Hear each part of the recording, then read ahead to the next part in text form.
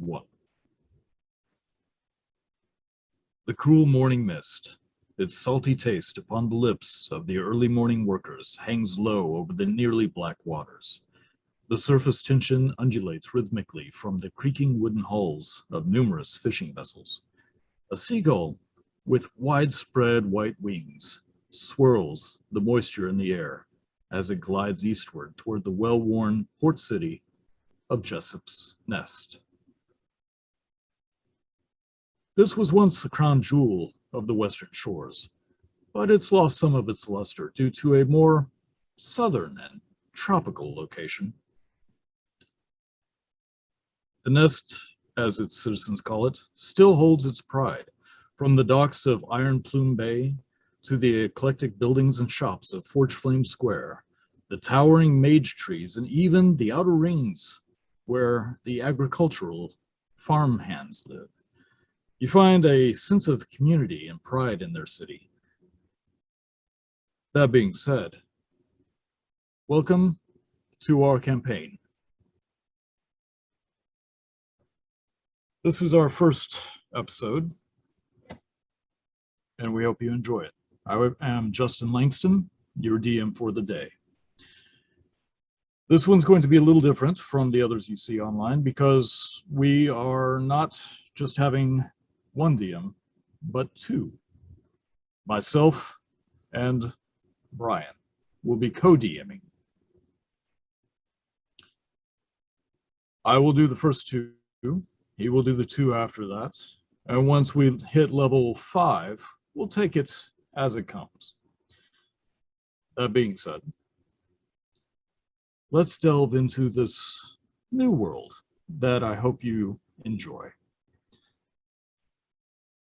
Salt wine is not only made in Jessop's Nest, it is solely in Jessop's Nest that you will find it. It is an intoxicating elixir made from seawater and a few other items. The taste is acquired at first, but it is highly addictive and it gives the best lucid dreams you'll ever have. The other imports, or I should say exports, from Jessop's Nest, it's a fishing village, but it also is a main line to the mountains. Many dwarves who live in those mountains bring ore to the shores so that they can sell it to other lands. Jessop, as the story goes, was one of those dwarves who found he liked the shore a little bit better than the dark mines. And he's continued the fishing and export of ore for many generations. Jessop's Nest is primarily dwarves, but it is very eclectic in its types of people you find there. There are tall and lanky, lithe lizard folk. There are small, cunning, and quick gnomes, halflings that pop in and out of the atmosphere when you're not looking. Slender, graceful elves, and brutish ogres, half ogres, and even a few tame orcs. Now, while I've spoken about Jessop's Nest at length, that is where this campaign is starting. Actually, it's starting a little bit outside of Jessop's Nest. There is a small farm on the outskirts. Not very big in comparison to the other farms. However, it is a decent-sized farm. And that's where we will introduce our player, Eddie's character. Eddie, would you like to pop on and describe your character? Hi, I'm playing Riona, and she's a human who lives out in the middle of nowhere on a farm. She has bright red hair, really green eyes, and she's just a little bundle of joy. Doesn't know much about the world, has always been very secluded on her farm with her father. He left a few years ago, and so she's been there by herself, reading books anytime she can get them. just out on her own. As she is out on her own, the day breaks, and she's always there to see it because she is the lone farmhand who has to take care of the llamas, a mystical breed known for their spitting and wonderful coats that you can make all sorts of items out of, even in real life. Who knew? Riona, you stop as you're carrying the 2 water buckets on the shaft of wood on your shoulders, trying to get from the well to the house. And you kind of put them down, crack your back a little bit. It's really early in the morning, and you were up last night late because the last correspondence your father gave you was weeks ago, and he said he would be home 3 days. He has not shown up.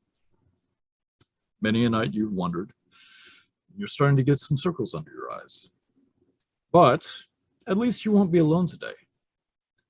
Unfortunately, the well took a long time to get water from because it is starting to collapse a little bit.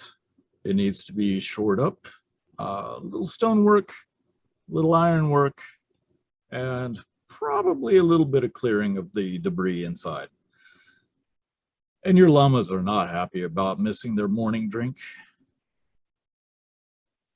Yeah, I'm pretty sure Hall and Oates are not very happy. As they bray at you and start hoofing their little feet against the dirt. It has been a little dry this summer. It's now gone into fall and it's getting a little crisper in the air.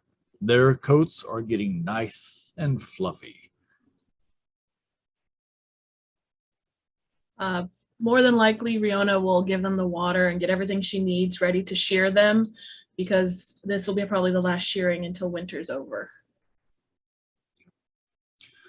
So as you stretch your back and you see the light come across the plains like a smooth flowing blanket, there is a blot of darkness.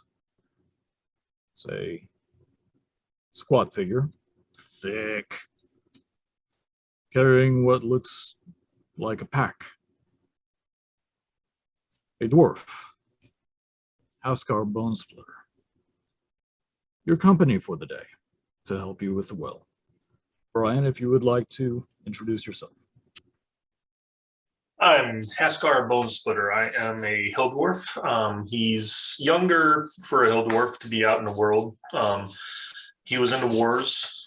He has a fairly distinct scar across the right side of his face going up into his eye. Doesn't say much. He's a little gruff. Has a bit of a soft spot for Riona because she's by herself, and tries to keep an eye on her and watch out for her. Doesn't, like I said, he's not overly talkative. He has a little bit of a more gruff voice, so he's got a cut across his throat, so he doesn't talk a whole lot because it hurts him a little bit. But he's quick to action and can be kind of quick to anger. So as you're trudging your way up the hills to the nice little farm, Hall and Oates, the identical twin llamas, identical in the fact that they were almost completely identical. One has long, straight, almost palish blonde hair growing from the head. Body is all white. The other one, same white body, same build, but really thick black curly hair that looks like a mullet and a mustache. Weird. They begin pacing and braying, and they run from the trough to go greet Haskar. Riona will slowly follow up behind.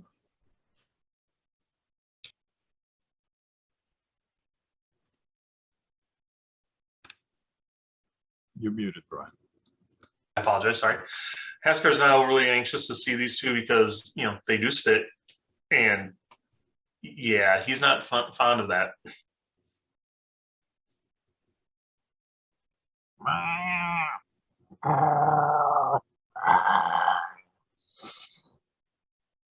Riona walks up and says, "Friend, remember? Friend. We don't spit on friends. We're nice." Change of friend thing.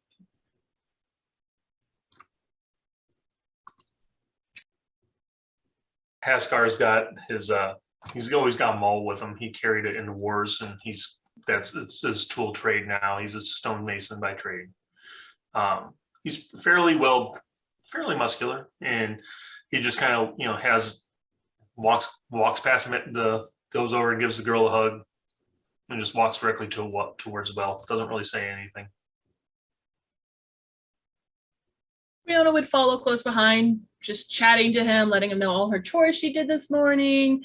And you get the idea she's very lonely because she's been on the farm without her dad for a long time now, and she doesn't go into town. So she's like, "Haskar, guess what I did? The well's drying up, so I had to dig really deep to get the water, but I got this much water, and the llamas are happy, and they're doing great. Did you do something different with your hair? It looks a little shorter. Did you need me to cut your hair? I could cut your hair for you. I can even cut your beard."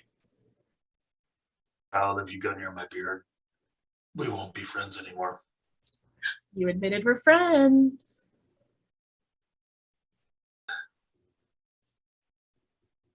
Haskar just starts collecting stones, starts getting dust and paste to make a mortar, and it literally is just kind of disgusted the fact that the well's fallen into this much disarray. She just sits next to the well, has the shears still in her hand, ready to, shear the llamas, but is now watching you fix the well. And before I start, I got a message for you from your father.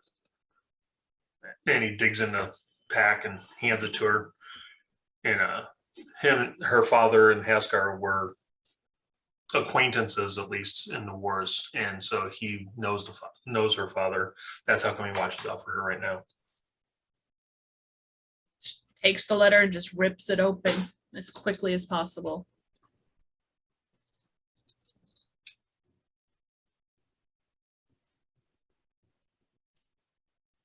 The letter is scrawled in your father's handwriting. Now, Brian, did you have the actual letter that you wrote out, or? No, I did not have the letter that I wrote out. It kind of got lost. Let's just put it that way. Basically, I can tell you what the letter says, though. The letter is a very brief description of her father's last days of war. And it was sent to me well in advance, but just now it reached me. And he was going to face something that he knew he couldn't beat.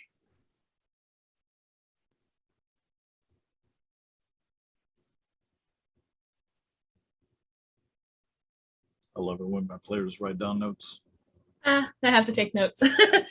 So she'll read the letter and then look at him, and she's a little pale because this is a very shocking news, because 3 weeks ago he said, "I'm coming back."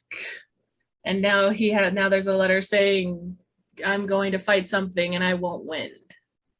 So she's very confused, and she looks at Haskar and just shows him the letter. Haskar takes the letter, and he doesn't really show a lot of emotion. He just kind of looks at it and says, well, this is what happens when you go to war. I don't believe your father's coming home. He wrote a letter 3 weeks ago saying he's coming home. How long before that had he written the letter? He didn't put dates on them. I don't know. We always knew this might happen. So that's the reason I'm here already. She'll get up and walk away. She's gonna go ponder and shear some sheep by herself so she doesn't show sadness in front of him. Haskar just starts fixing a well, keeping an eye on her so she doesn't run off and, lose her head. Okay.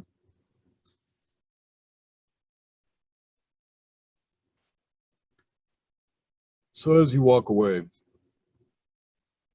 you have the letter in hand that you were just handed by Haskar. You reread it. It's familiar writing. Your father, bless his heart, wasn't the most educated man or the most eloquent man, but he did have a certain way that he spelled things or would write his P's and B's. So it's very familiar sight to see. Writing you're familiar with. And you remember that you always keep his last letter to you tucked just inside your blouse. She would, when she gets the llamas and is petting Hall and Oates, she'd pull out the other letter to look at from the last letter saying he was coming home. Roll a perception for me.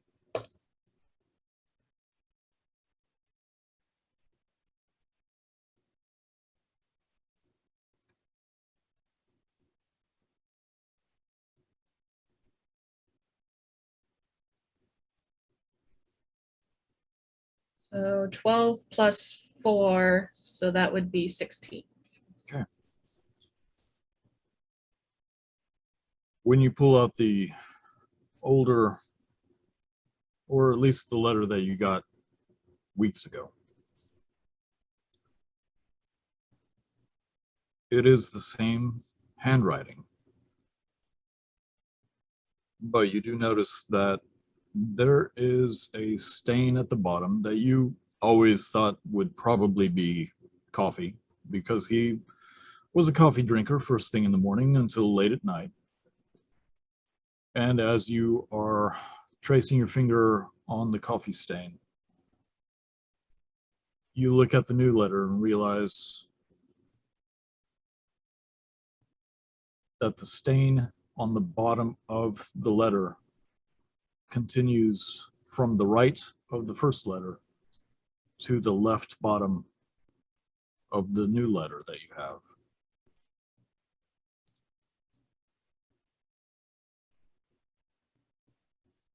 So when she puts them together, she has, it looks like a stain that goes to the next page.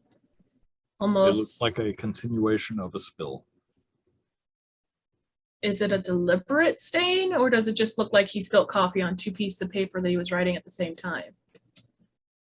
With 16? You don't know yet. Life on the farm can be hard, but it can also be very boring. So while we are allowing one to potentially be grieving the loss of a father and allowing a dwarf to work with his favorite substance, aside from gold, we trace back towards the town. The streets are bustling, even this early in the morning. While Jessup's Nest is not the hub of culture, as it were, it is still a very busy place. It's a very large port, probably about 2,000 people living and working in that area. The shops open up early, and the bars never close. They aren't quite as busy as they used to be, but it's still a very good market. In the middle of the market, literally in the center of the market, there is a fountain. And on the fountain, there is a small gnomish figure washing his socks. Brian? I'm sorry, Gordon? I'm Rusty. I'm a gnome, forest gnome. I'm not real old, by gnomish standards. I'm 42. Rusty is dressed really quite well. He has a brown fedora with a orange ribbon. He always has his pipe with him, and he's fond of being in the middle of town, spouting his theories. As people pass by you, you notice that the smell of what we'll call the king's nuts, just aromatic, sweet, and savory. They are roasted walnuts and almonds, dipped in honey and sprinkled in brown sugar and cinnamon. Oh, your favorite delicacy. Your stomach begins to growl, and you see the passerby with a full cone of it in your hand, or in their hand.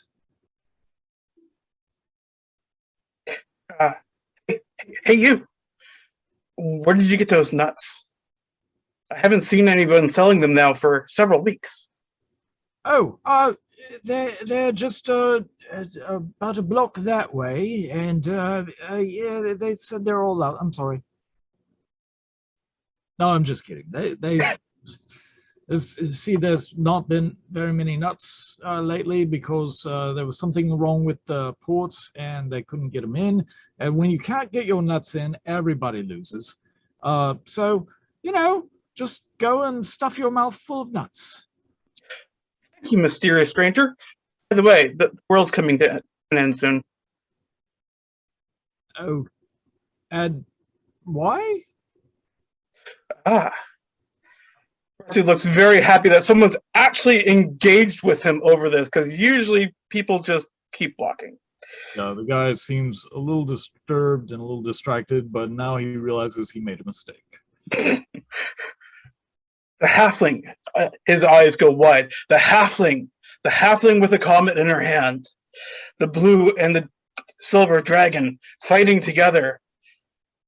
The spider's web falls. And the door opens. And that's the end for all of us. But enjoy your nuts. Yeah, it's here. And he hands out some nuts in his hand to you. He's like, there you go. Strange little one. Okay. Bye. If you want to hear about the lizard people controlling the government, just let me know. He immediately starts hastening his steps away. As he's doing this, you have scored a little bit of breakfast. Nothing wrong with a stranger giving me some nuts. Right. And quickly begin eating them. You feel a tap on your shoulder. Yes? You see one of the brassers, the local authorities, we'll say. They are noted because while they are well dressed for a martial class, they do wear a sash of blue over their shoulder, and it goes across and tucks into their belt, and they have a brass emblem that denotes who they are. And this particular brasser looks at you, and he's a dragonborn. Not the biggest you've seen, but there's definitely some cunning in this green dragonborn's eyes. So, you are washing your socks in the town square again? I know it looks that way. I quickly attempt to bundle up my socks and stick them in my pocket, still wet. But as you see, there's no socks being washed in this fountain. Rusty, I've been watching you for weeks now. Why are you taking strangers' nuts and putting them in your mouth? I've seen you do worse. Only on Thursdays. Isn't today Thursday? So we both have to be going. It's been lovely talking to you, but bye now. Wait. And he grabs the back of your coat. Oh. Would you like to make some coin? You know I always like to make coin. Can you do it without spouting any of your conspiracies? I can try. Narrows his eyes at you, looks at you for a long, hard minute.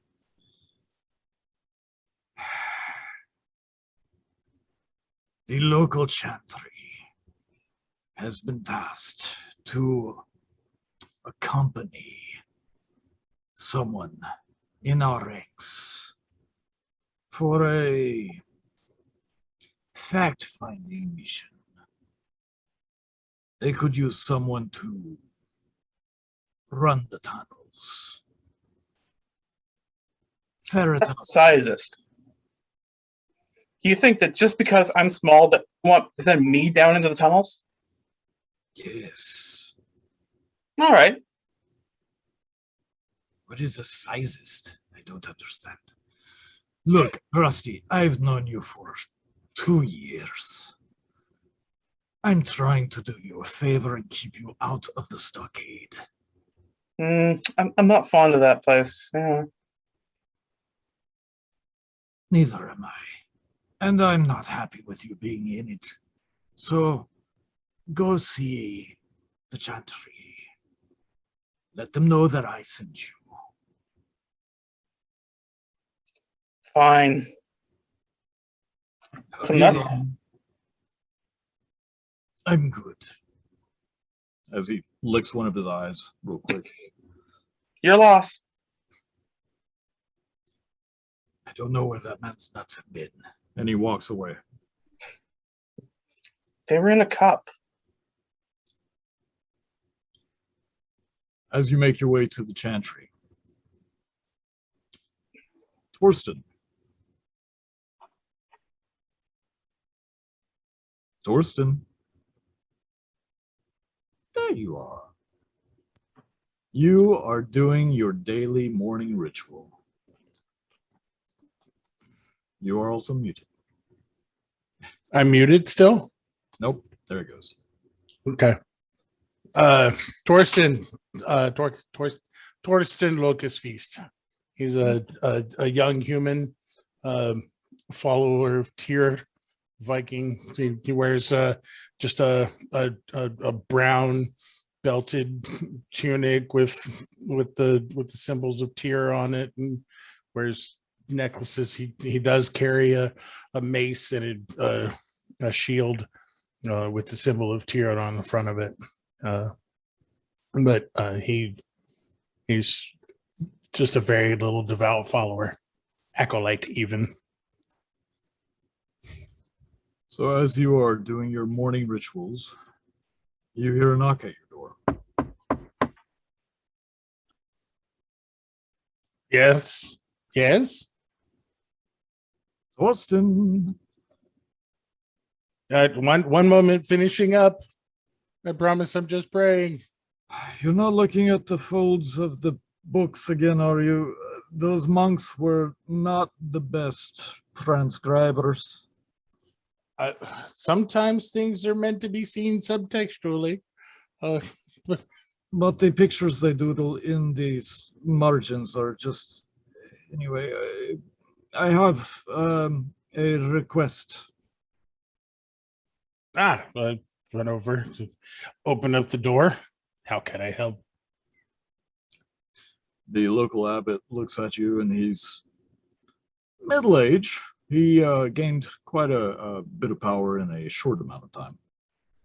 But he seems to be on the up and up, as far as you know. And he looks at you and goes, it is not a request from me. It is a request for us. You see, From there have been reports apparently, and they require the services of a chantry to assist. And we figured you're the youngest most inexperienced and devout of your generation. Why not send you on this mission? It will be a piece of cake. Literally, piece of cake. I will make it today and give you a slice of it, the most moist cake you've ever had. The heavens know I love cake. Don't we all? Big, moist, round cake. Good stuff. So it's a very simple job. So there's apparently something that the guard is being requested to find. It's a rumor, nothing special. But it is located in the sewers, and there are some unholy things in there. So, Of course. if you would like to take some holy waters, maybe spritz a bit, make a show of it. I'm not much into making a show. I believe that Tyr would actually want me to root out the evil and bring it to justice. This city is hundreds of years old, Mhm. and we've never had a problem. Why would it start now? All the more reason for me to take it seriously. Very well. And he kind of pats you on the shoulder and he's like, one other thing. Yes. They are also bringing the gnome.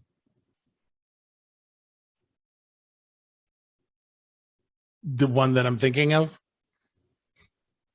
I mean, there are other gnomes, but he could use the work. And The what one are that- we if not charitable? You want me to take Rusty into the sewers? Better you than me.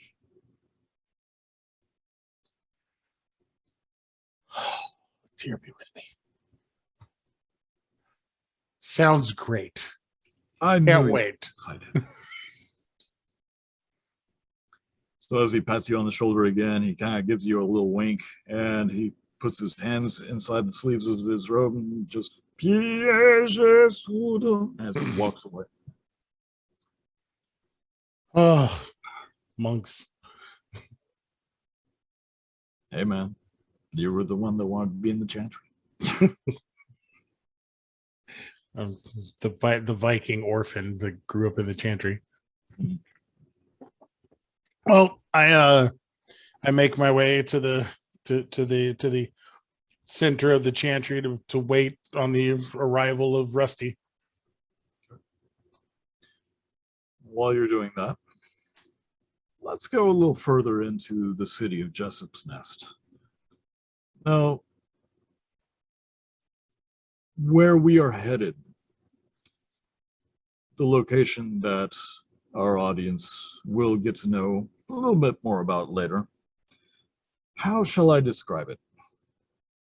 Oh yeah, it's a shithole. It is run down, run over, and baked in the hot summer sun for a week. This is not the nicest area. This is an area where the low lives send people. Speaking of sending people, the first person we're going to meet, a little unusual. As we go into one of the darker hovels that is slightly, not even slightly, very much bowed from all the rain and warpage. It's one of those places that you look at it and you just know there's a dead body in there. And you're not going to discover it. But we do find something inside that building. Something big. Something dark. with red, glowing eyes. Scrack, if you'd like to introduce yourself.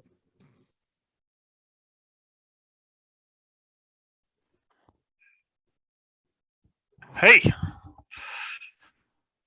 I'm Scrack, and I keep to myself. I don't show my face around town very much because I terrify everyone who sees me. I am an owl bear, but I'm You're not. a literal owlbear. I am an awakened owl bear. I grew up on the rough side of town, part of a carnival, traveling around as an owl bear baiting attraction for all the people that would come to take a look.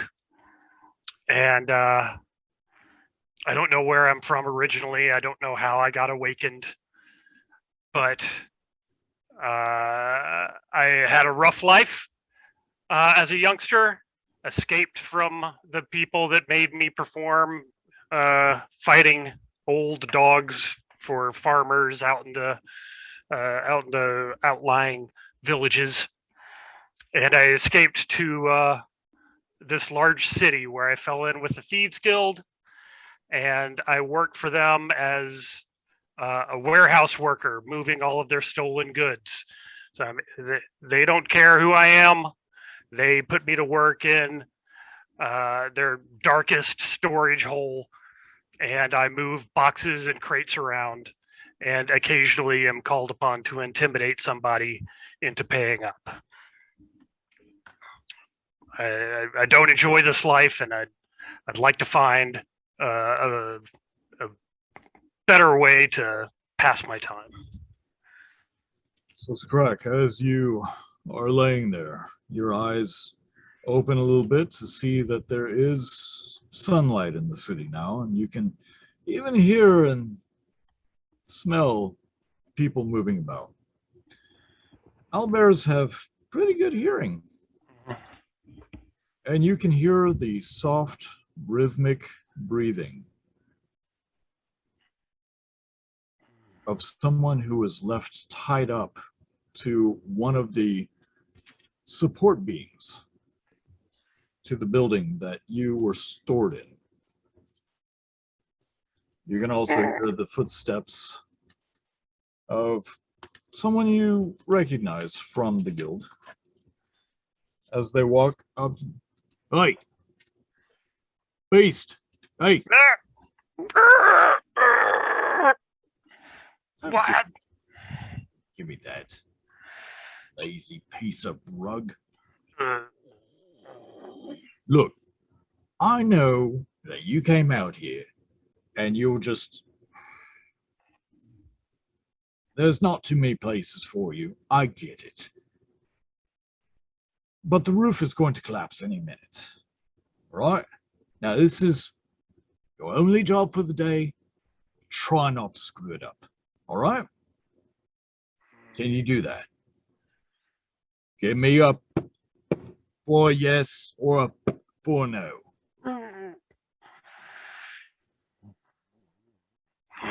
Okay. Useless, Albert. All right, your only job is to watch that one. And as you see him point over, you don't even have to look. There is a half-elf female tied to a beam. Your job, when she wakes up, do what you do best. Well, not even best. Just be scary, all right? Just scare the shit out of her. Can you do that?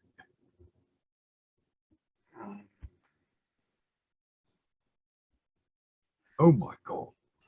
Yeah. It's just like hitting my head against stone here. All right. So all you have to do all day, just keep her shutting herself. And every once in a while, like, gouge her with one of your claws. Can you do that? Where's the water? What? Thirsty. You laziest son of a. He walks over, grabs a bucket, slops some out of the mostly water out of the gutter. Walks over and just slams it down in front of you. It sloshes. So what you're getting from me? I'll be back tonight with some orders. We'll figure out if we need to kill her or not. All right? All right. Remember, roar, roar. Useless piece of. He walks away. All right. I will turn around, look over to where he indicated that the half elf was tied up. You do see a female half elf bound pretty well. Rope is wrapped around her torso several times. Arms are probably pinned. And she is sitting flat on her butt, head down, soft breathing. Daisy, would you like to introduce yourself?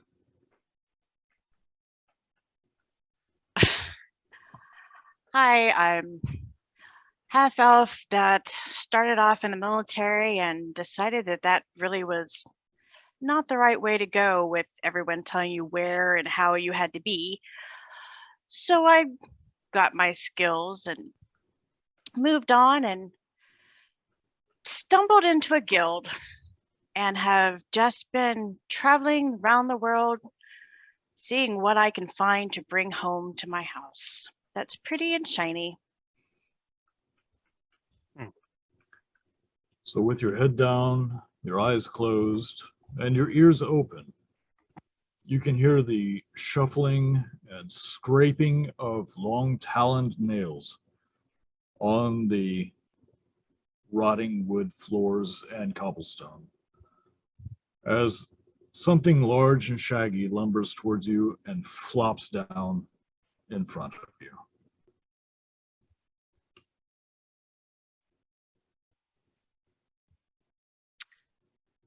Well, aren't you a cute, fluffy thing? What are you? An owl bear? I didn't even know those still existed. If I could You're just muted, Harry. get out of these freaking ropes. I've never known another owlbear like me. Are you thirsty? I hold up the bucket. No, Shocking, considering owlbears don't ever talk. no, thank you. You're very kind. Could the ropes are very, very tight. Could you maybe loosen them just a bit? It's very uncomfortable. I can give you scratches behind your ears if it would help. What are you doing here? Just, Why are you here? I'm on vacation and I'm just checking out this fair city. And while I'm here, maybe make a little bit of coin. Honest day's work is so much fun. All right. I'll walk around and put my claws into the rope and just try to stretch them a little bit. You're kidding. Oh, goodness. That didn't work. Owlbear, Mr. Scrack, can you make a dexterity roll for me? All right. 15. 15. Yep. As you slide in one of your talons, you know to turn it sideways Mhm. so that you don't cut the actual ropes. Yeah. And you, I've done this before. yeah, once or twice. But the rope is intact. Mhm. But yeah, just loosen things up by, getting the knot pulled a little tighter so you have a little more freedom of movement, so you're not being squeezed. Thank you. Thank you. Think I can at least get my arm in a little more comfortable position while I'm checking to see if there's any way I can wiggle my way out or get to my knife. Make an investigation check for me.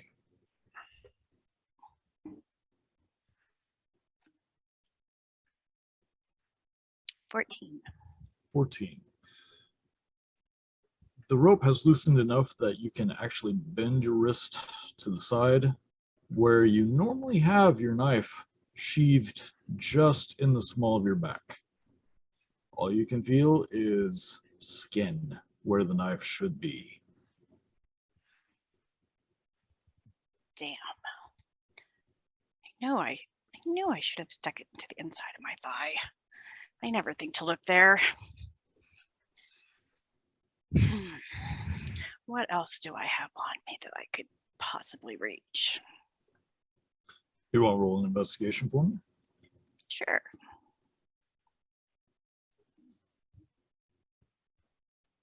14. 14. This is not the best built place. It is falling down around you.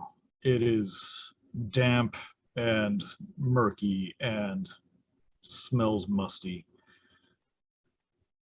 But as you're looking around, kind of crane a little bit.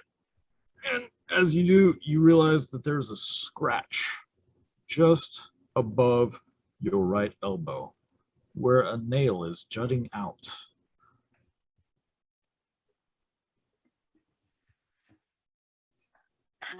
Now I need a tetanus shot. Can I maneuver up to the nail to pull it out? Or I'd also like to test to see if the pole that I am attached to has any wiggle to it. Okay. Give me a strength roll, please. Okay. 18. 18. Staring this owlbear in the eye, you smile and you draw your knees up to your chest and slowly start pushing back at first. Realize that this is probably the only thing solid in this entire structure, which is why it hasn't collapsed yet. However, Scrack did loosen it just slightly, and you can feel yourself go up just a little bit. With a little work, who knows? Do I notice anything that she's doing? If you're staring directly at her, yes, Mm. I would definitely say you can see that. Can I, do I have any notion of what she might do, what's going on with the ropes and the nail? Oh, I'm sure you do. Yeah. You are an intelligent owlbear after all, and you know that your boss would not be too thrilled with you. I amble over and I gently put my big paw on her head. Stop, please. Just the weight of the paw alone. If I must. So, how much does your boss pay you? I can probably double that. Anything you had of any value is already gone. Is it in the room? Did they dump her stuff out and leave it in the room, or So you see this human in his black leathers come back, and he's like, I had a feeling she wasn't quite out. Is this intimidation? Is this what you call intimidation? You're scary as a kitten.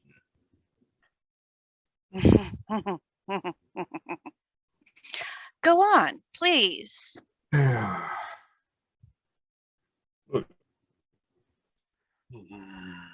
I don't know you. I don't care. All right? I don't even know why you took me in the first place. Because you took something from one of us. And now they're like, oh, we've got to punish her. Why don't we kill her?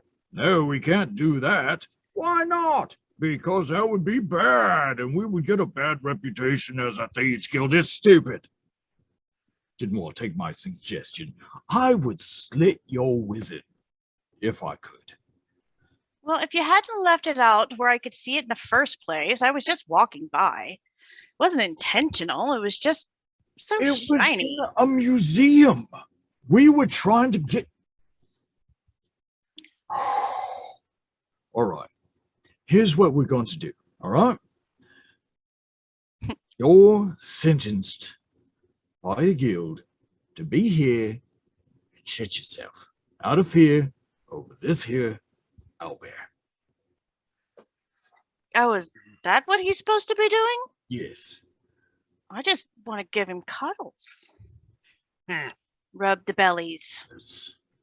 All right. So, as I said, I would you in a heartbeat. Thank you, Daddy. Oh, there's nothing about you that I like. I just want you to know that. So here's what we're going to do. I'm going to leave your ropes on, and I'm going to gag you, and you're going to sit here quietly all day. And when they come to release you tonight, you say, "Oh, I was so terrified of the owlbear." Can I at least have a pillow? No. Then why should I tell him I was afraid of the owlbear? Oh, pulls out of his back pocket a gag. Starts to As go. it- I As he- wouldn't.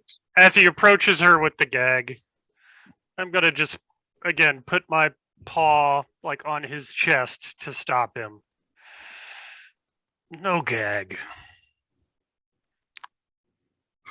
Talk. I'm bored. You're bored. You're supposed to be doing a job. If you untie me, I can ride on your back No like one's a getting pony. untied. Oh, for the love of God. You know what? No gag. All right, fine. No gag. Find some other use for it. Your days are numbered, and your days are numbered. If I come back here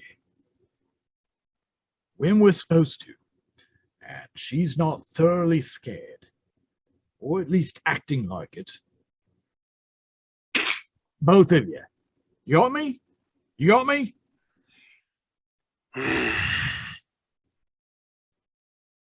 Can't we just kill him right now?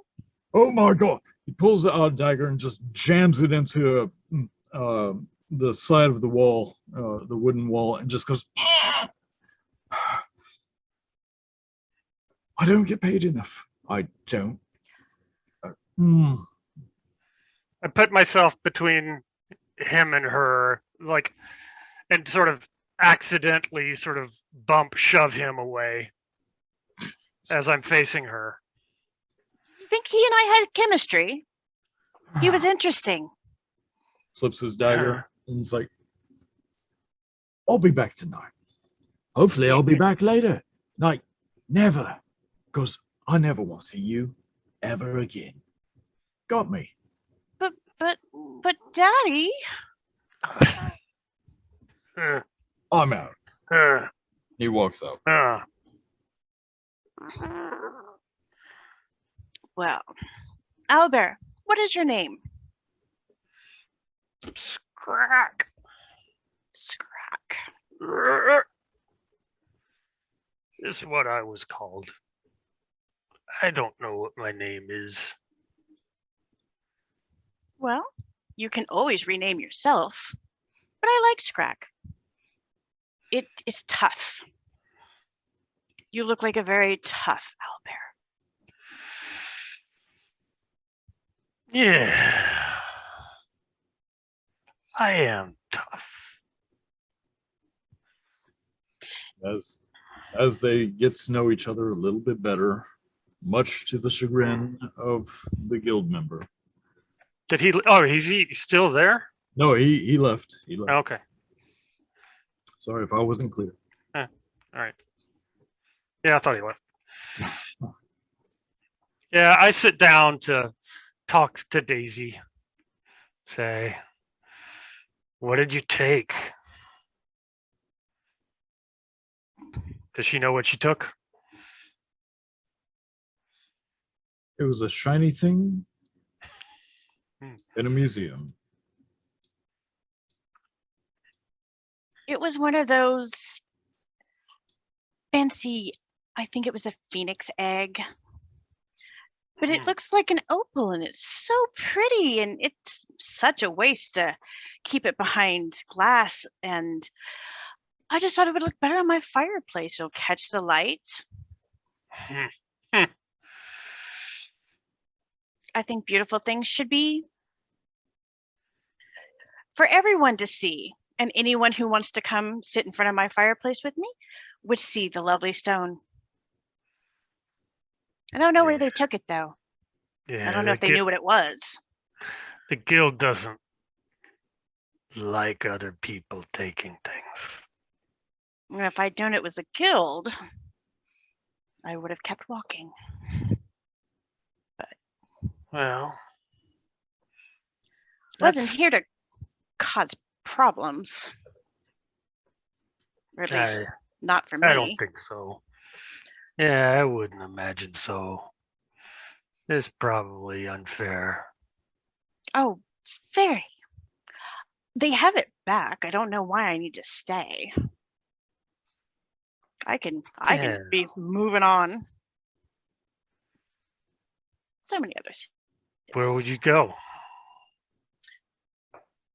Probably a little more inland.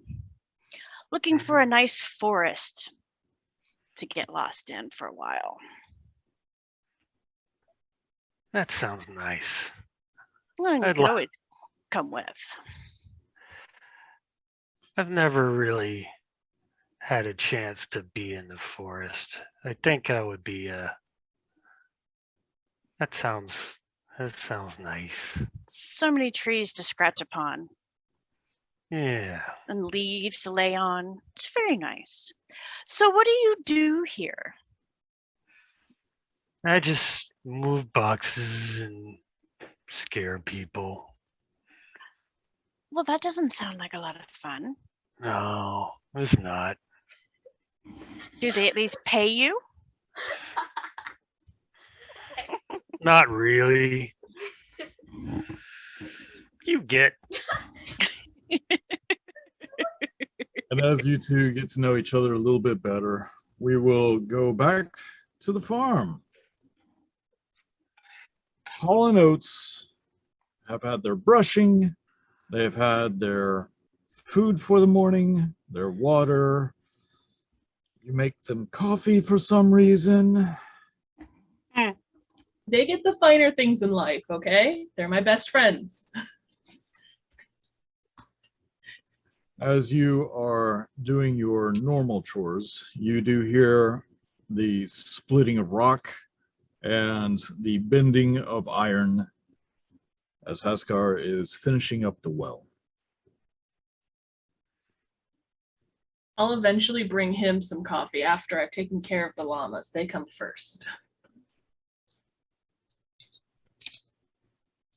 And I know he likes big tankards of stuff, so I bring a bucket of coffee to him. Well, at least you had the decency to bring me coffee. Are you over your emotions now, lass? I I'm perfectly fine. I will figure this out because you know what? I don't think he's dead. I believe he's still alive. Smash your hand down as a sheep is passing and just hits the sheep on the skull. Meh! Sorry, Guinevere.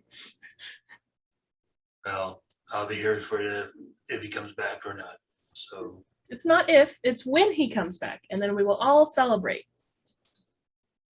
Haskar looks at her, knowing that her dad's very well probably dead, but just humoring her so she can get on with it. Now drink your coffee, I'll make lunch, and then I have to go into town and sell the rest of my stuff, or I won't have any food, money for food for the rest of the week. Well, if you wait till I'm done with the well, I'll escort you in. Okay, both friends go. Ah! And she'll just scamper off. Ah, Haskar literally just shakes his head like, whatever, and just keeps working. Haskar, it's not too bad of a job. It's mostly just some of the stones have loosened, the mortar has worn away, trying to clear some of the debris and bracing. It's not a big deal. Not a tough job for you at all. In no time, you are finishing up, just about the time that Riona is finishing up, gathering up bundles of llama type clothing and blankets and It's goods. sweaters, some hats, a blanket or two, anything that I was able to create. There is, in fact, one knitted cap in the shape of a llama. It will sell this time. Watch. Someone's gonna buy this hat.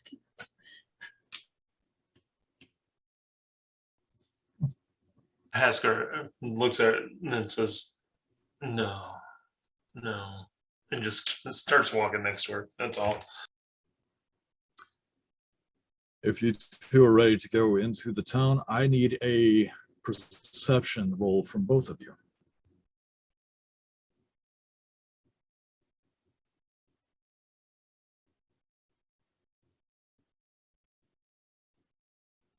I perceive about nothing. I got 5.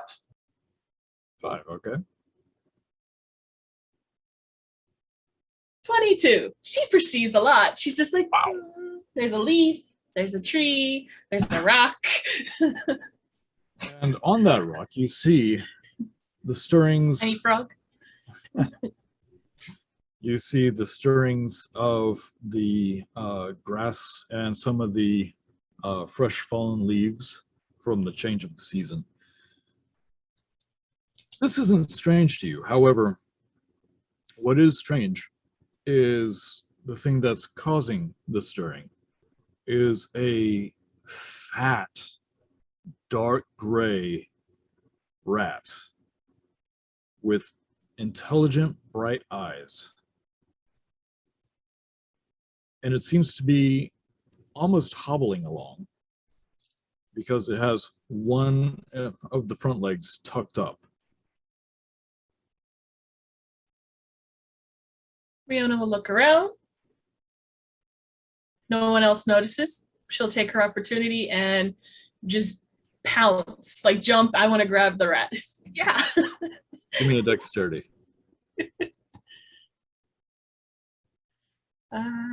Dexterity check or just dexterity? Just dexterity. Not a problem.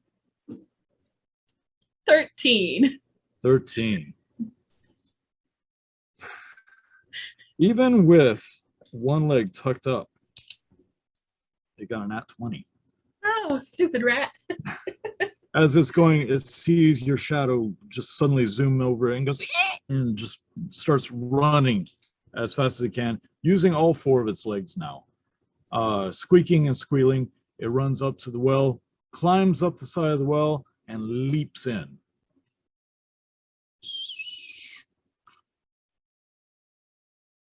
Oh no. I get a bucket with a rope and a bucket, like, don't die, Mr. Rat. I'll save you. Put the bucket into the, I'm literally fishing for a rat now. Okay. Haskar walks over and literally pulls her away from the well, going, Like, what exactly did you hope to accomplish with this? A new friend. He looked hurt. I was gonna help him. Maybe, put a little splint on his leg, but it didn't seem to be hurt anymore. You do know why I gave you that cat for a barn, right? But I gotta save the rat. If he dies in the well, that's bad, right? Who the hell cares? Let's go. We got things to do. Dead rat water.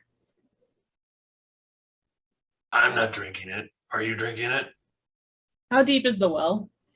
The well's actually old. It was on this farm prior to your father. Mhm. So it's pretty deep. Hold the rope.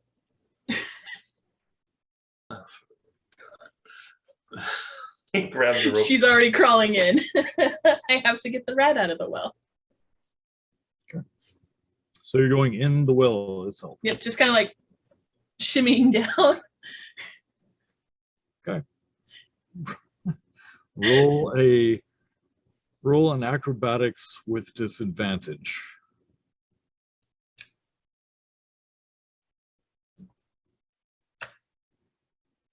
That could have been worse, but a total of 11.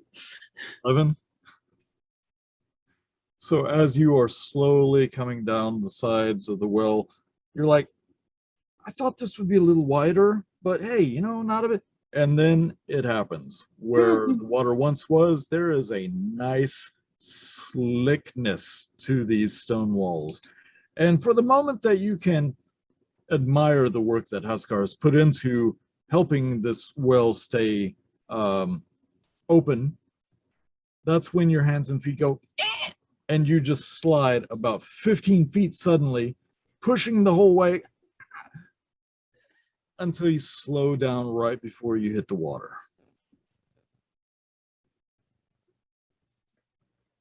I look down. Can I see the rat?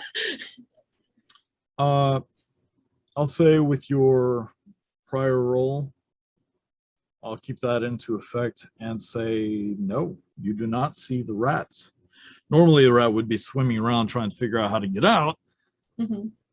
But as you look around, you do see one of the bricks is gone. So like there's a brick missing and there's a hole. Yes. Can I peek in the hole, or is it weird to I have to angle myself to look in it? You'd have to probably squat down. I'll It's move at further the down. water- It's at the level of the water.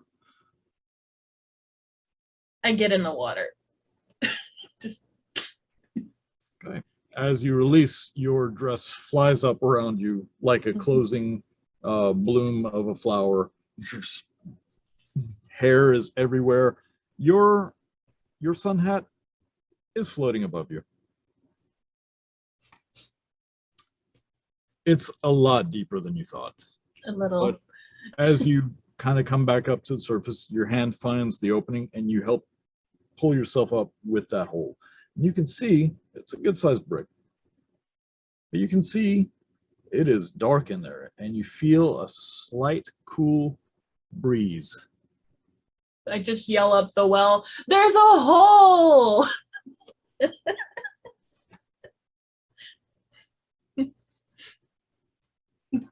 I yelled down the well, going, "Where do you think the water comes from?"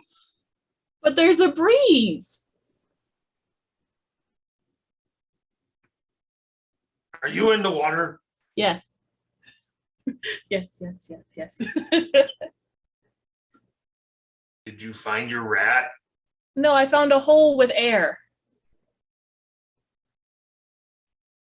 There shouldn't be a hole down there. There's a hole. Since Haskar's actually fixed this well probably 6 or 7 times, this pisses him off just a little bit. There's a missing brick, and there's a hole, and there's air coming in. And Riono, you do say it is a missing brick, and it looks like the brick was removed, mortar and all. So it is clean. Maybe you should get in the hole.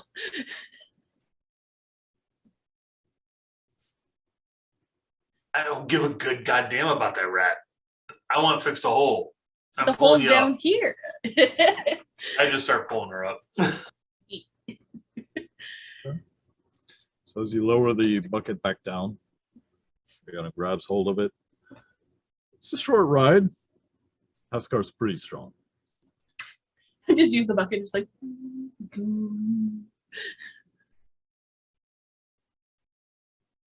It's just soaking wet. When she finally gets up, I'm, Lass, you ruined your dress. Now you have to go change before we go into town. What the hell? I had sweat too.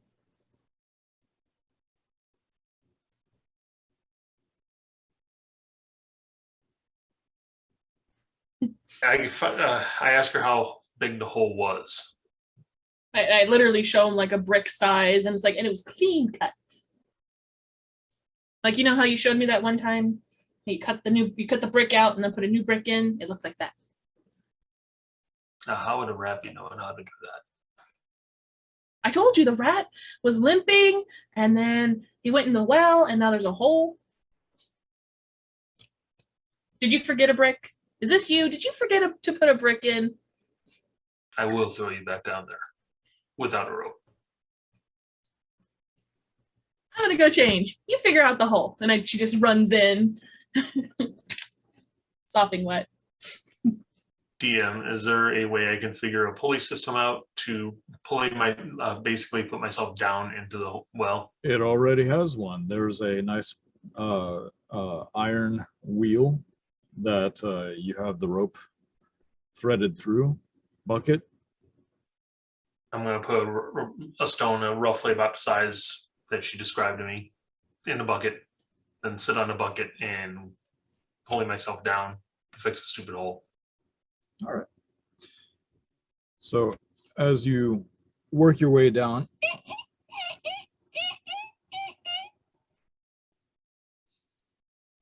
for a little bit, you don't see what the hell she's talking about.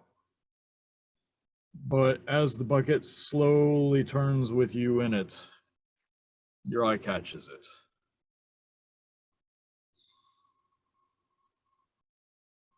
As I get down to it, I want to inspect it, see, like, does it look like it was dug out from the other side or from this side? It is clean as a whistle. Okay, I'm going to take a dagger, like one of my daggers, and stick it in there and see if I can feel anything behind where the wall of the earth should be. Okay. As you pull your dagger, thrust it through the hole gently because you don't want to break another one. Your arm goes halfway and then all the way. Move your hand around with the dagger. There's nothing in there. However, dwarves do have good night vision. Go make a perception roll.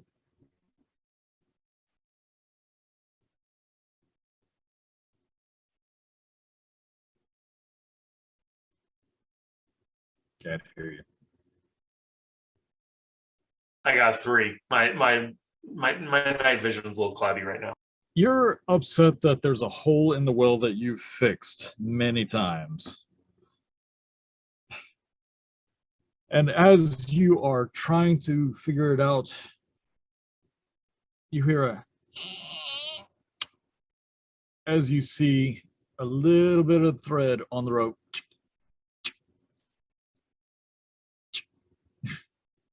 I grabbed the rope and tied it in a knot, put the stupid brick in there, and then climbed my ass up. Okay.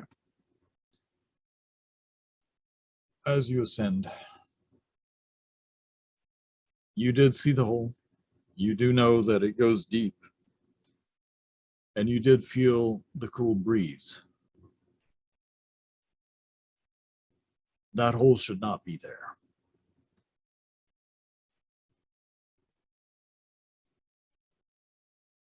Yeah, I'm going to get to the top and put a cover over the top of the well until we can come back, because something just feels wrong to me about it.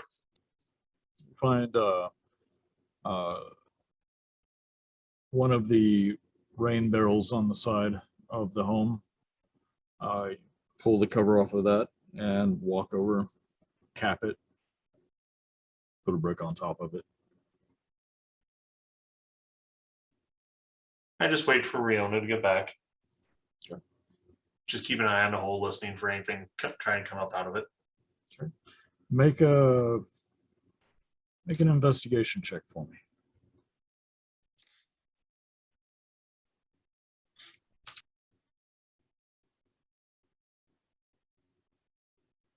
Dirty 20. Dirty 20. Okay. So as you are focused on the well, you do hear the sounds of llamas and sheep and birds in the sky and rustling of the forest nearby. And then you hear a slight scratching coming from underneath the wooden cap that you placed on there.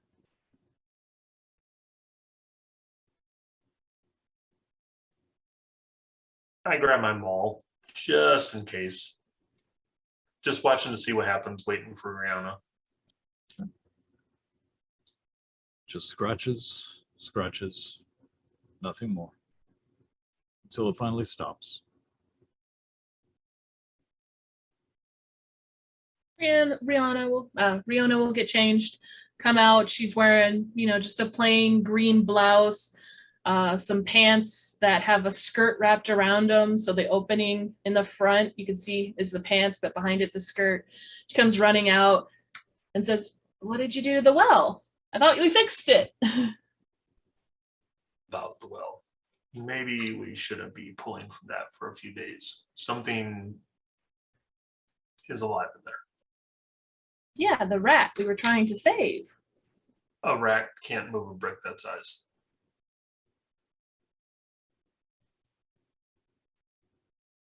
I need to water the llamas. How am I supposed to do that? Or the vegetable garden, or the sheep, Well, or the chickens. We'll figure it out.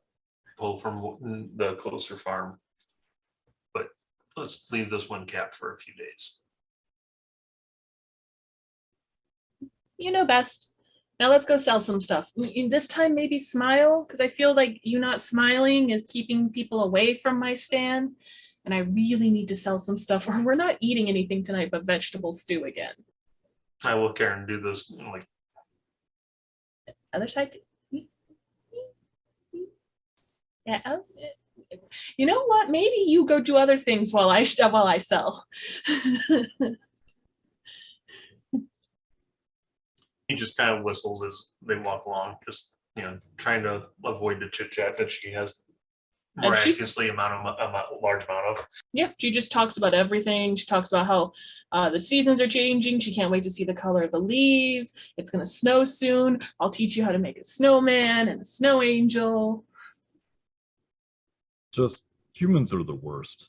Anyway, as you make your way, you're already a little late, so you put a hustle in your bustle, so to speak, and you make your way down into the main thoroughfare. With that being said, are we ready? Torsten, are you ready? Ready as I'll ever be. Where's Rusty? Are you supposed to be here? The brasser is waiting outside. Perhaps we should go. Let's go see. So, as you walk towards the doors, a couple of the friars walk up and open up the doors for you. John, George. Paul and Ringo walk up and they hand you a book.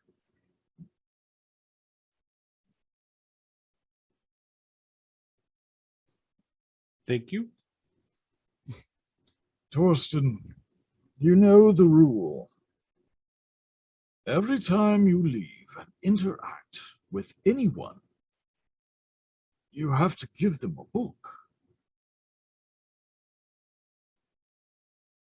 Right.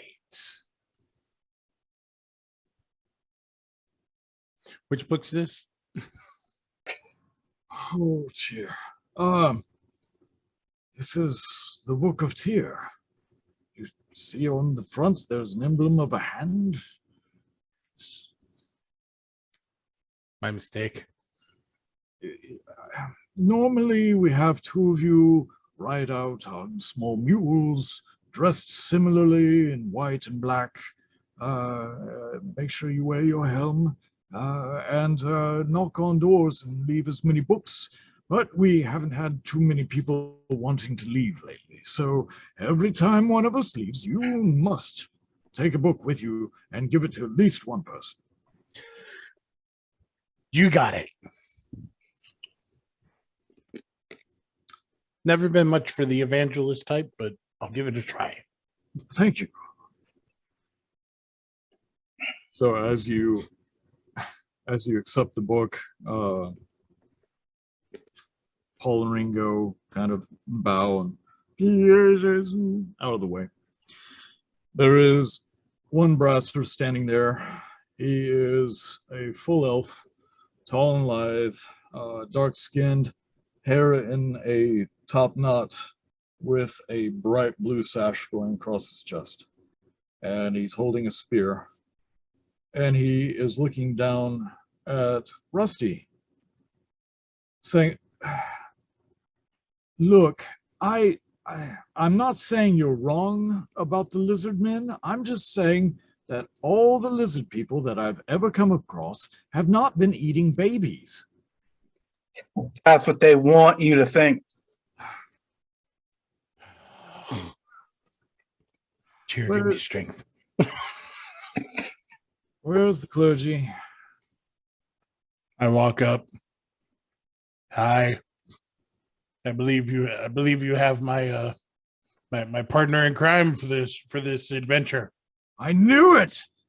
He holds his point of his spear. Not actual crime. That you'll believe? That? Actually, I know all about you. I'm joking. However, you I'm not too familiar with. Are you new around here? Name's Torsten. I'm not from around here, obviously. But I'm definitely new. Just coming up in the ranks. My first outing. Tungsten. As it were. Got it. Torsten. All right. Torsion? Torsten. Right. Anyway. Yes, there you go. So, Now you got it. yeah. Yes. Here's the thing. I've been assigned to go into the sewers and look for, well, we'll just say something unusual.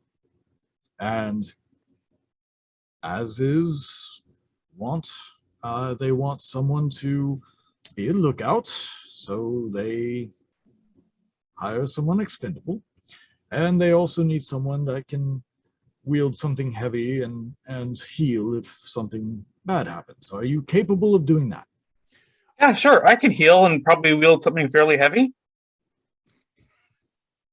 Oh, wait.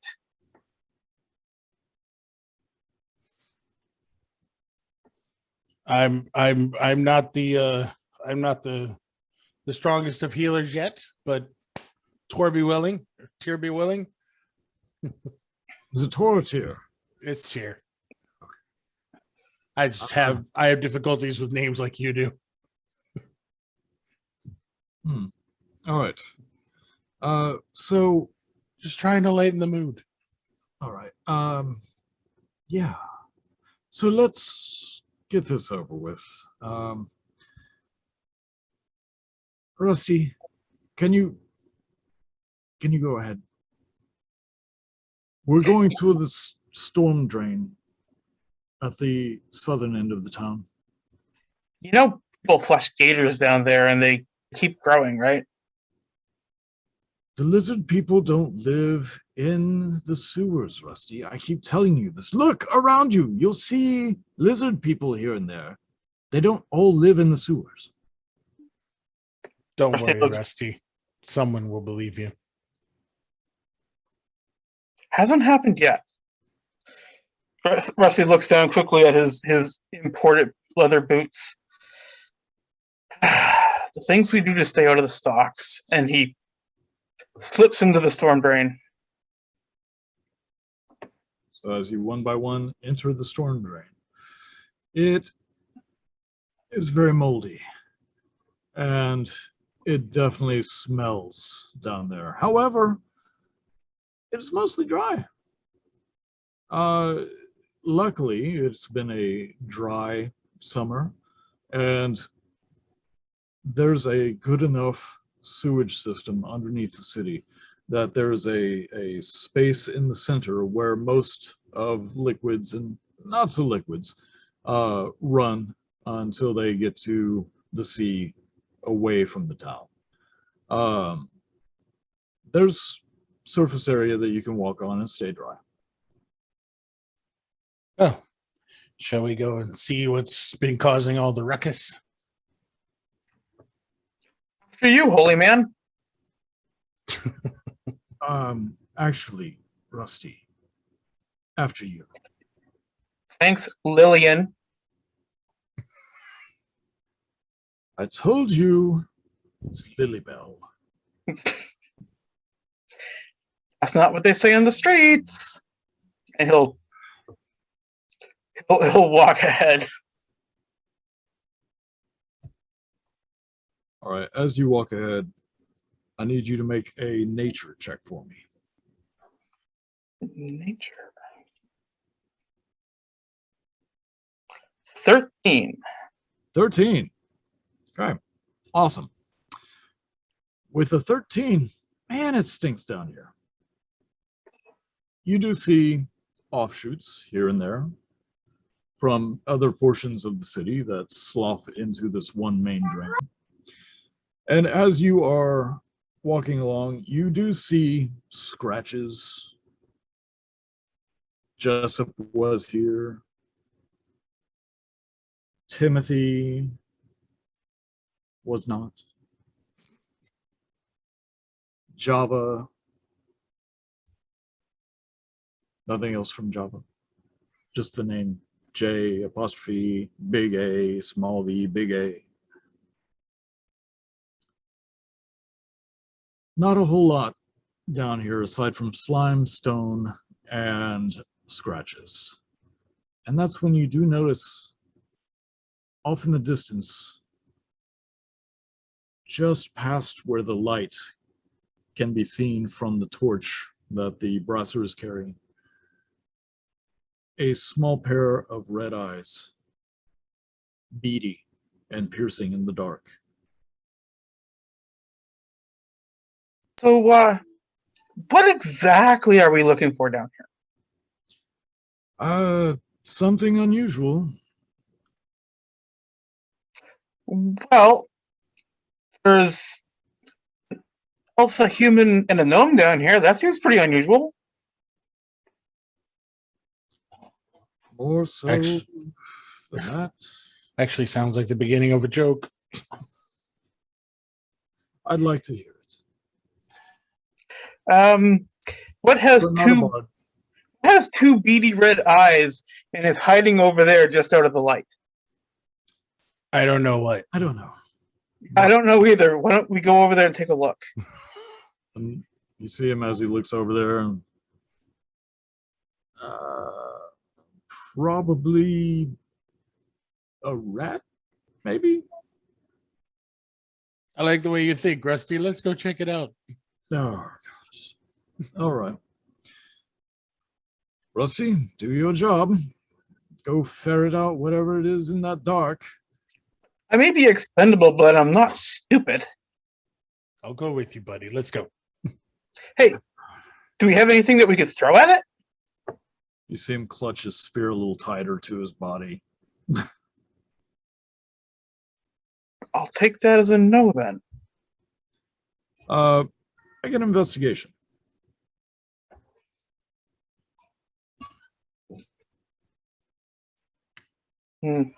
11.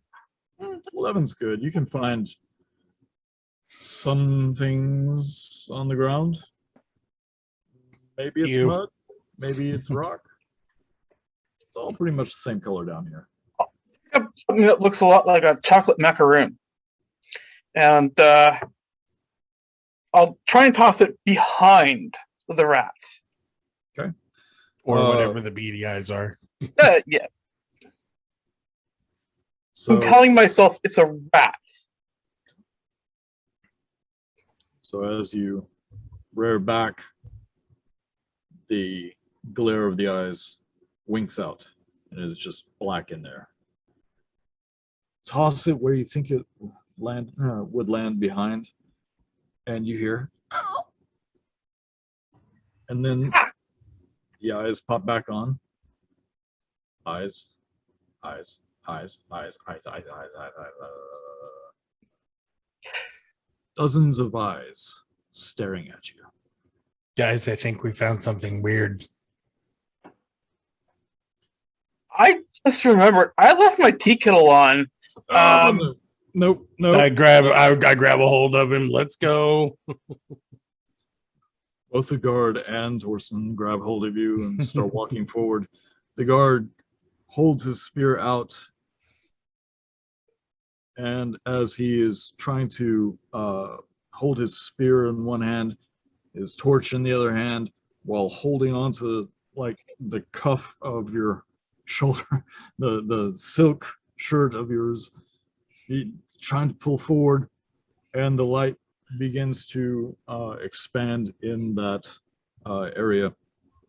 You do see bunches of pointed, bewhiskered faces, rats on all levels. There has been a collapse and a congestion in this area of the tunnels. Well, this isn't good. Pretty sure this is something for a stonemason? Not a gnome. I admit I didn't know about this. But this isn't what we were looking for. We're going to have to divert. He lets go of you and leans his spear up, grabs his torch, pulls out a scroll, starts trying to read it. Okay. Would you like me to hold that scroll, that torch for you so you can read better? No, I got it. Oh. You sure? Yeah, I mean, what am I going to... And as he says that, he accidentally hits the tip of the scroll into the torchlight. Oh, whoa! Starts stomping on it into the muck and mire.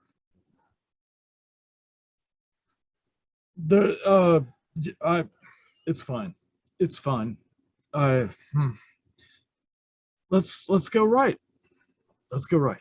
What we should probably do is go back and get a new scroll. Maybe start fresh tomorrow? No, we just started.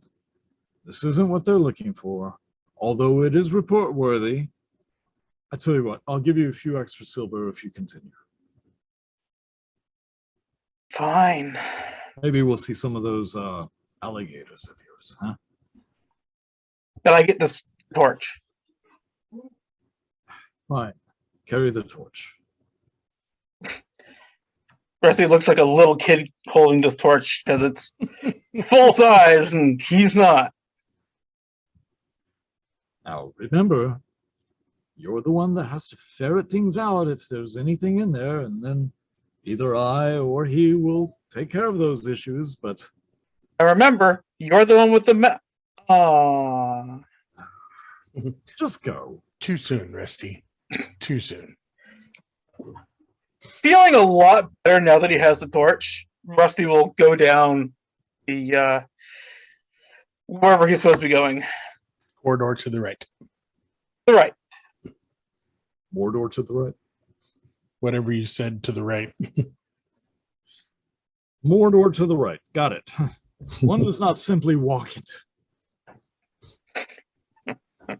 So as you walk onto the right, leading with the torch, you feel a little better about yourself. But you can't escape the feeling that those rats are watching you. I I nervously pull my shield off my back and fix it to my arm. Don't do that. Don't do that. If you do that, it makes me nervous. And if I get nervous, I start poking things. And if I start poking things and something gets angry, then it's going to have to fight us. And then if it fights us and we die, and nobody knows where our bodies are. And none of our loved ones, if we even have them, will know where we are. And then Place my I'm hand never on his gonna have a- forehead. Peace. Why are you touching me? Peace. It's okay. I don't feel. It's okay. And I'd slide my hand down over his mouth Ah, and his nose a little bit. It's oh, okay. It'll be your okay. palm tastes of salt something.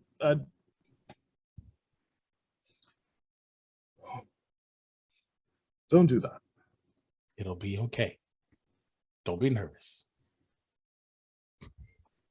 I'm not nervous.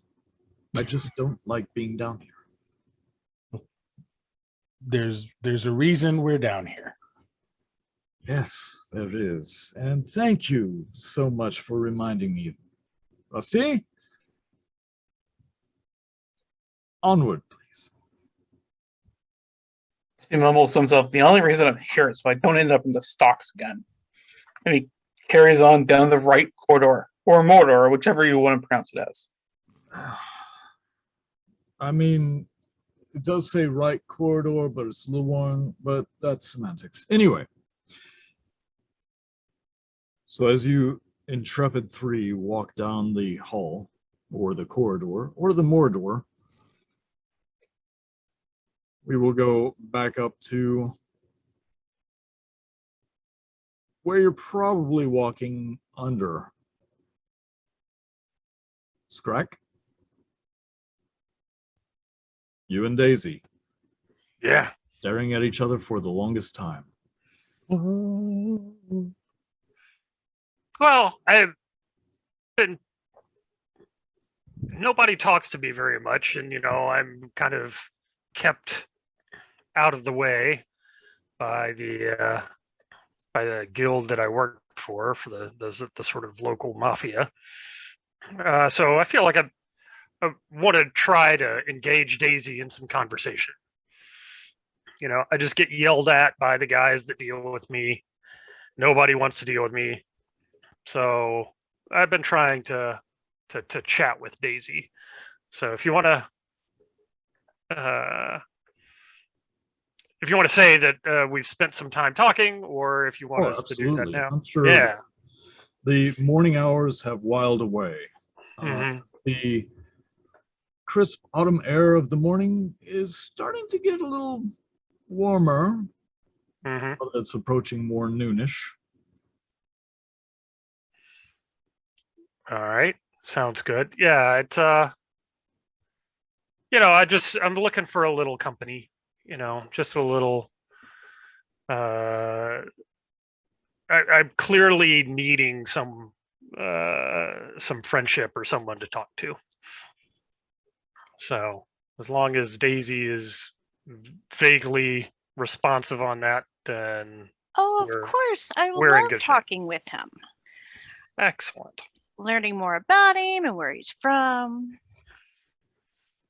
How I Very can cool. And So yeah, you learn that I used to be with the carnival, that they used to make me do sort of owl bear baiting, fighting, and I eventually escaped that, and the Thieves Guild took me in and took care of me, but doesn't like me.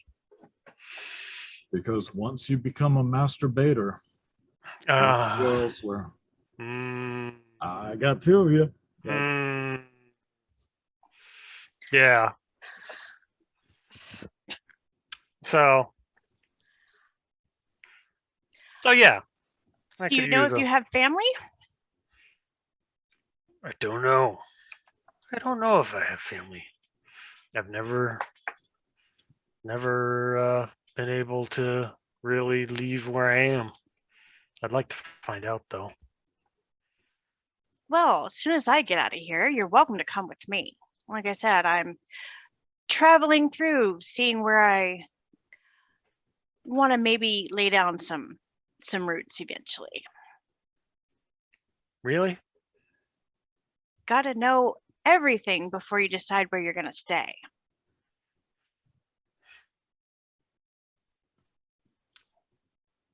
Where would you go?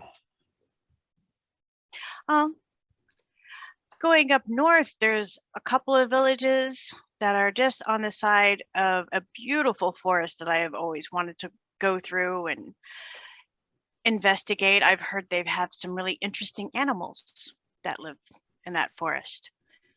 Yeah. Go see what I can find. Might make a new friend. That sounds pretty great.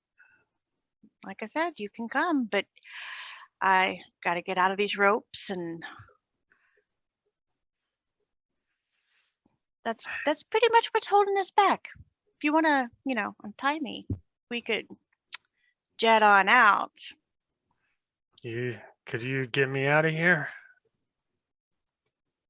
Well, do you have chains? What's holding you here?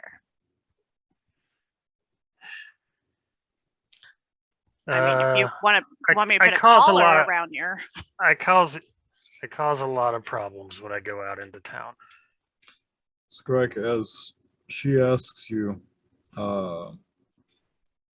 if you have chains, you do have memories of your back left leg constantly being chained. They kept it on you for the longest time. But eventually, they figured they broke your spirit and released you. You still carry some scars.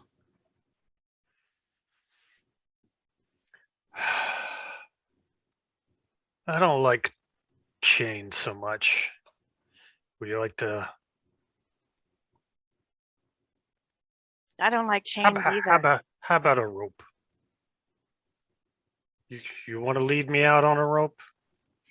If that would make you more comfortable, and your old boss will think you're being kidnapped and taken away, I'd rather you walk out beside me. But that's up to you for how brave you're going to be. Or how fast we can run. That's the main problem. If I can get away from the guild, we gotta be fast. They don't want me moving around. They'll be angry. It's a shame I'm not part of your guild. But I gotta get out of here. You'd be going on an adventure with me. Yeah. Let's give it a try. Well, again, still got to get out of these ropes. All right. I will go behind the pole, stick a claw in, and lever the ropes. Okay. Give me, instead of a dexterity for this one, give me a strength with advantage. All This right. is the first time in a long time you've had anybody speaking to you or identifying you as more than just a stupid beast. Mm-hmm. Well, the first roll is a 22, so That's not bad. yeah, That's not bad. I'll take it. So you meant to be a little more gentler. Yeah. So you raise one of your claws and just right through the ropes. You gouge the wood. It splinters around your talon. The ropes separate like butter, and your talon is kind of stuck in a little bit, but you're pretty strong. Uh-huh. Rake it back, making a nice gouge as you release your own claw. And Daisy, this is the first good breath you've had all day.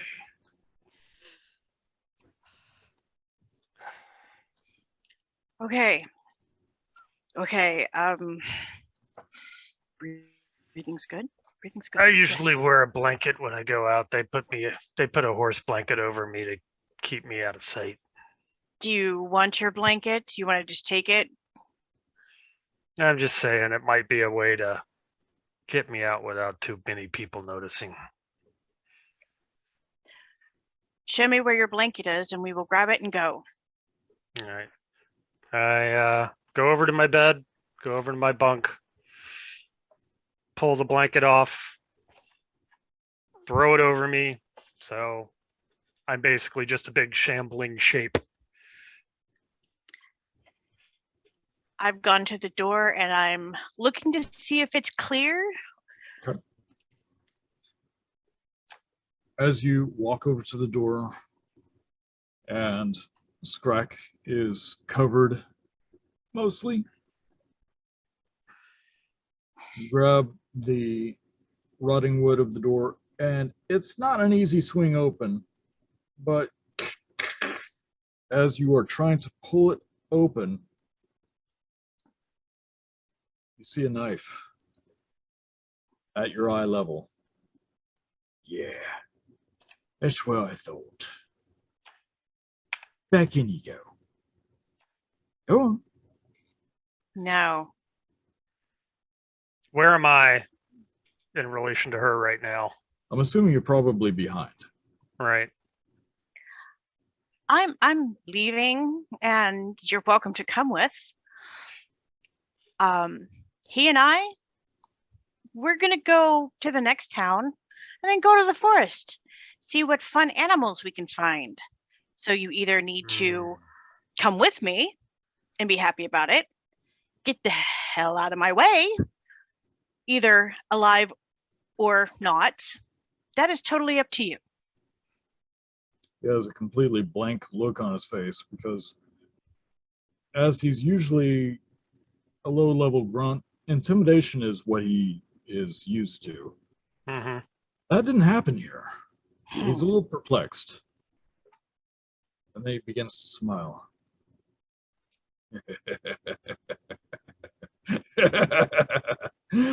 Really? You're going to tell me? I'm going to slit your face open first and hear you scream, and I'm going to enjoy this. And as he raises back, I'm going to intervene. I'm gonna kick him in the crotch. okay, I need for everybody to roll initiative. Initiative. All right. Hey, everybody. No, just No, 18. 18. Mm-hmm. Okay, what'd you I'm get, rolling good tonight. Daisy?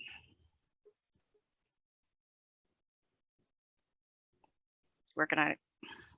11. Initiative will be up the top. Okay, 11. I believe in you, Daisy. You can do it.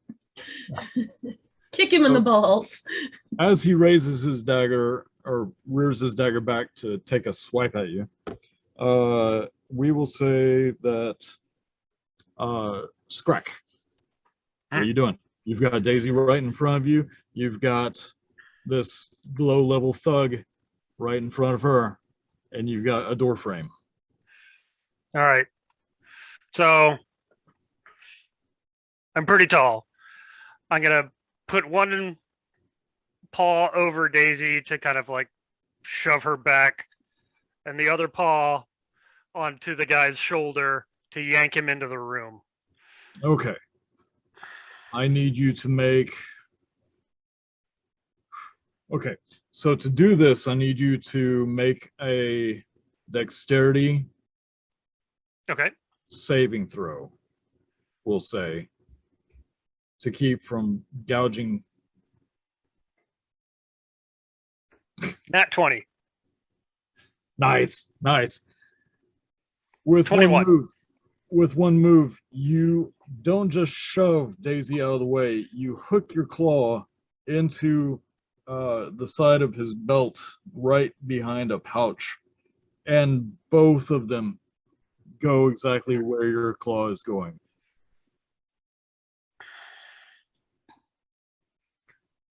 All right. You only have one attack at level 0. Right. Yep. So it is their turn. They rolled terribly. Tried to make a dexterity saving throw. He is thrown across the room. He flings and flails and hits the same support beam that Daisy was tied to originally. And with a crack, you're not sure if it was his back or the beam, but there's a very audible crack. It's like, he takes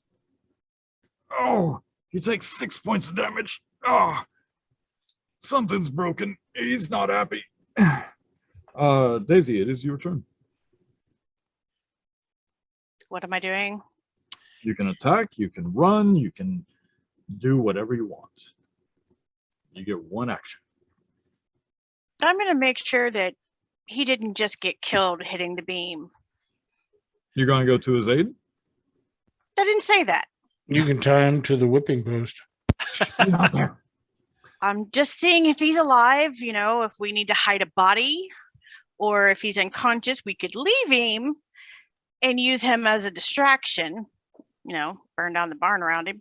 Okay, so make a medicine check for me.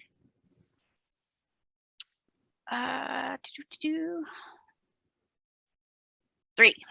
3. That's Yeah, it. all you know is he's laying there going, He's alive. He ain't happy. It's correct. You're up. We should go. We should definitely go. Okay. Leave him here. So, Scrack, are you just leaving? Yep. Okay. Throw the blanket over. Is there a lock on this door? There's not. It is open. It's just like a barn door kind of thing. Kind of. Does Is it have like handles on the outside that we could shove a broomstick through or something like that? Not really. Hmm. It's a messed up door. But Okay. so you start lumbering your way through the door as Winnie the Pooh leaves Mhm. Rabbit's home. Just Look around. Daisy, what are you doing? I take his arms around the other side of the pole as he groans and I tie them up really quick. Okay, I need you to make a dexterity check.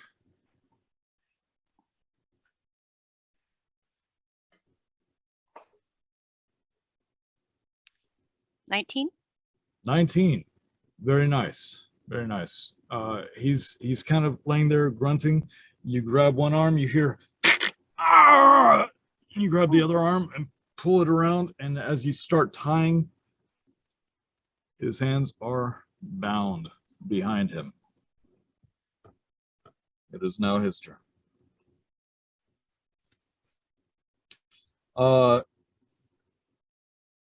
He's not happy with you. So what he's going to do is he's going to take a swipe at you with his foot. He's going to try to kick you. And he rolls terribly. Not one. Sucks to be him. Yes, it does. So, tied, he kind of, with our not ones, I'm going to say that not only does the person rolling the not one fail, they fail spectacularly. Awesome.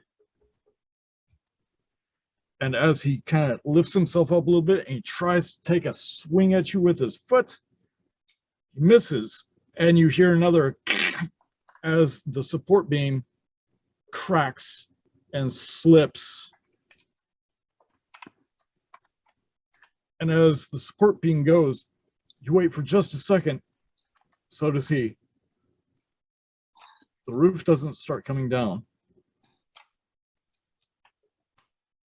but there is a groan.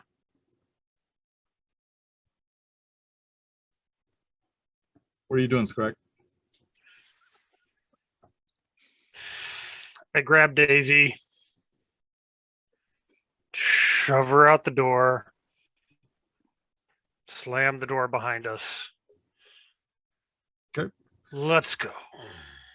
So as you lumber back towards Daisy, doing another Winnie the Pooh to get back into the room, Yep. that groan goes to a, and you feel as the stone flooring starts tilting and sliding. Which way? Towards the door, away from the door? Towards where the support beam was. Okay. All right. And where's Daisy? Where the support beam is. Yeah.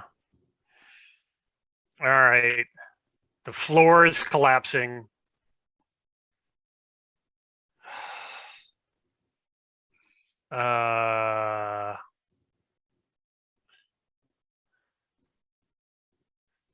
I just shout to Daisy, jump! Okay. Reach out. Daisy?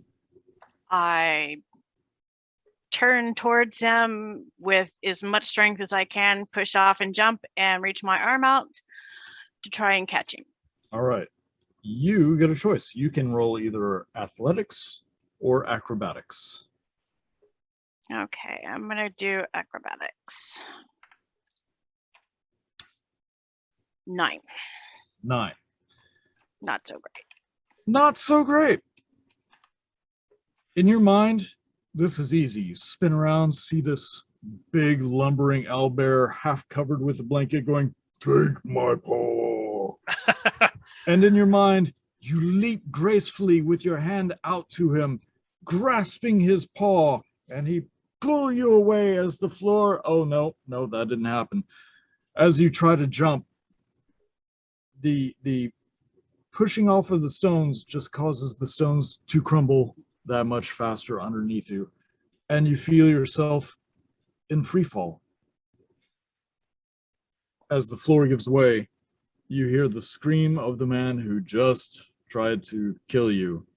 Mm-hmm. And you see an owlbear go, "Oh,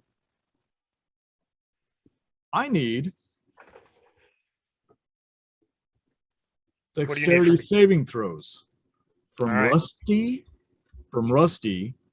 and Torsten." Oh, All right. cliffhanger for me. This is Dun, not going to dun, be dun. good for me.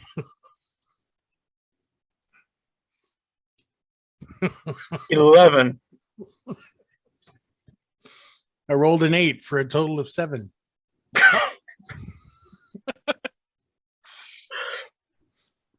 Okay. I swear, if we keep going right, Rusty, would you please just scout ahead, see where this goes? We've been walking for a while. There should be another right turn, and then another right turn, and then we should be back where we basically started from. Right. As he says this, Rusty, you hear as another stone falls in front of you, right behind you.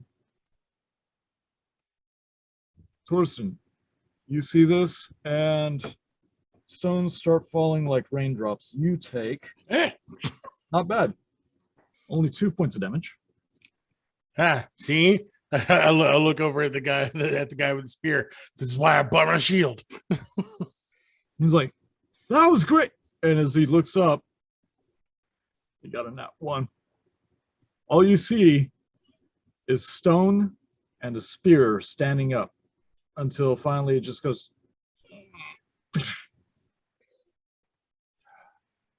Well, I'd say our work here is done. an owlbear and a half elf fall from the ceiling. Oh. That's odd, right? I thought you said it was lizard people. Being wrong before. Now this is something weird.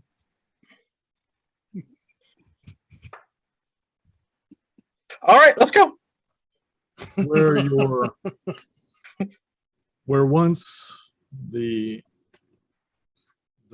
town guard was standing, there are large rocks and what looks to be like a wooden stake sticking out of the top of it, with a man in black leathers completely impaled upon it, dead.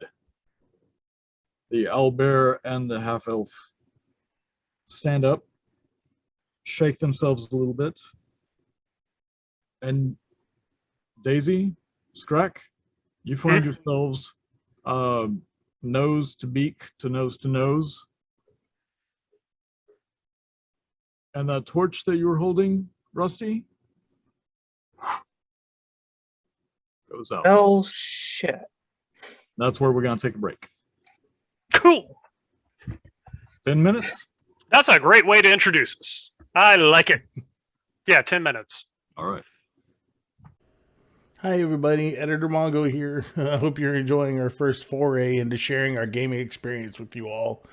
Just a few things about what to expect with us moving forward.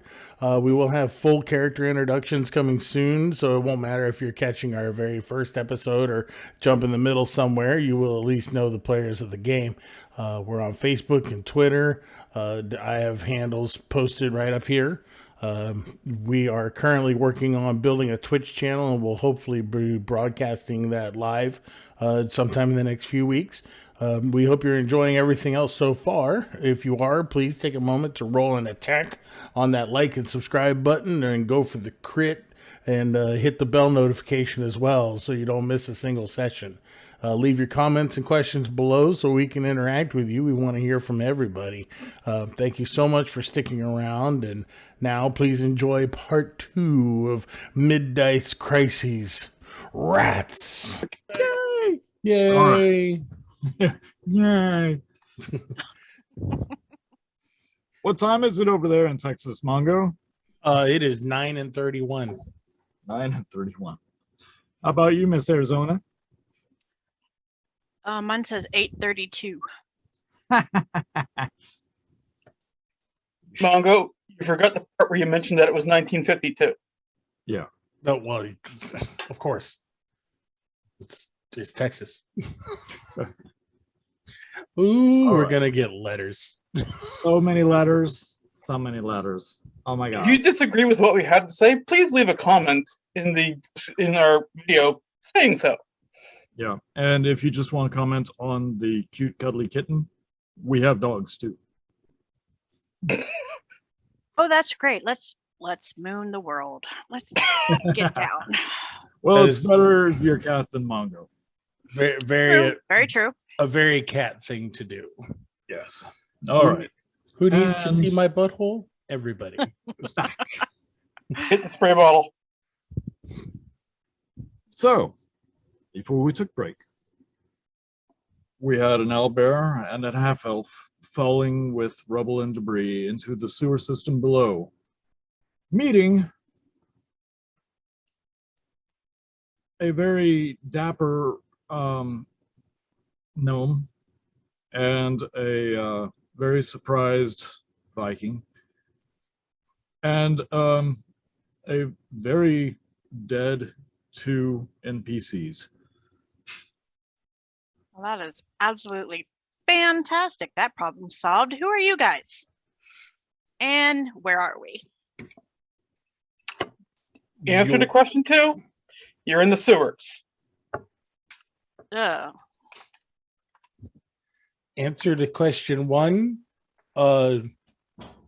we used to be 3 adventurers looking into some weird shenanigans going on here in the sewers. But thanks to a collapse, You're very down to welcome. 2. Wasn't looking to get rid of the city guard. Oh, well, I didn't do it, so I don't know what to tell you. I Well, know nothing. if you of need a stonework. character witness, he's probably pretty credible. As you're all discussing this with the half elf, a massive shaggy owlbear rises up on its legs, shakes off some dust and debris. Ah! But Who are you? Scrack, are you okay? Are you okay? Oh, Nothing hurts me. I'm fine. From head to toe. Okay, we answered your questions. Who the hell are you? that's you're that's a you're a that's a Yeah. you're a I believe the word you're looking for is owlbear. and you talk. This is my friend, Scrack. Gentlemen, Hi, friends. Crack. I'm Where glad are I'm wearing my brown pants. Um, good thing we're in a sewer. if you don't He mind, shakes his leg a little bit. if you don't mind, I'm just gonna reach over here real quick, and I duck down and I start scurrying in the rocks and the rubble, to get down to the brasser, so that I can get his emblem to bring back to the folks at the top. Make an investigation. Oh, I'm better at insight, but okay. A Your insight 16. is covered in stone, so Yeah. A 16. You do find under some of the more loose shifting stone, you do find the brasser. Yeah, he is crushed beyond repair. But part of his upper body is outside of the stone, and his the blue silk is definitely pinned on the inside. However, one of his pouches is pretty free. How big is the rock that's on top of the sashes? Well, you just met an owlbear, and it's slightly bigger. It's bigger than the owlbear. Yes.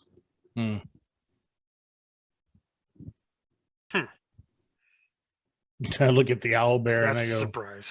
"You wouldn't happen to be able to move this, would you?" Would you mind if I check the top half of him that's sticking out while you figure out your issue? If you find a coin purse, he owed me money for this job. I Fair enough. take the pouch off and I hook it onto myself. I go over and try to move the rock that Torsten. Okay, it's gonna be a high DC. Are you doing it by yourself? Uh, Now, I'll throw in what strength I have. I'm not super strong, but I'm happy to Alright. help. I Well, can I'm help strong. if you'll get us out of here. I will provide emotional support. all right. I'll give it a go. Sure. All right. An 11. 11. I, You rear back on I your got- mighty punches. Yeah. I was going to say it. I got a 12, so All right. Slam your owlbear front paws against it. The claws dig into the stone a little bit. And with a mighty scrack, you go, and a little owl pellet pops out of the back. Excuse me. Well, at least I'm not alone now. It happens to the best of us. Well, big. so I can't get to his medallion. It is under the stone. Okay. Does anybody have a small knife or dagger I could borrow for a moment? Anybody? Well, our dead companion, that he should still have mine and a couple of his own, and he's not completely covered. If you'd like to check him. I checked the other body for a small dagger. All right, roll investigation. Very squishy. A 12. Okay. So as you climb a little bit on top of this pile, it shifts slightly, and you don't just hear the stone, you hear a bone just slowly being ground. Ew. And you get to the shaft of wood sticking through the body of this leather-clad individual. He does have pockets and pouches. You check the first few. He is bleeding profusely, so it's not nice. Very viscous. But you do find a couple of things. You find a dagger still sheathed on his leg. Hmm. You find a small punch dagger, the type that the handle this way and it comes through the fingers. That would belong to Miss Daisy. And, I'll take that, if you don't mind.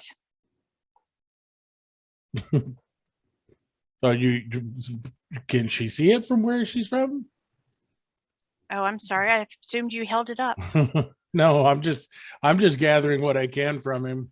you also find 2 silver and 1 copper. And you also find a note. Folded up piece of parchment. Okay. And then the brasser's pouch that I have. In the brasser's pouch, you find some knuckle dusters. You also find 3 gold, 2 silver, and let me make sure I got it. Yep, a locket. Okay. So I make my way down from the dead body, from one dead body back over to the brasser. Okay. And I use just the regular dagger from the boot. I use that dagger to cut a piece of the blue cloth because I can't reach the talisman. And I feel like some memento of him should be brought back to his family. Mhm. And can I pull the spear out of the ground? The spear is just laying there. It didn't get buried. Oh, okay. When everything smashed down, it was just standing there until it just went. Oh, okay. Well, I pick up his spear and I wrap the blue ribbon just below the head of the spear, and I hold out the daggers and I'm like, "Are these what you were looking for, ma'am?" The little knuckle puncher, yes. The other Oh. one was not mine. Oh, well, I have no use for it now. I take them both from him, strap the dagger on, and put on my little glove.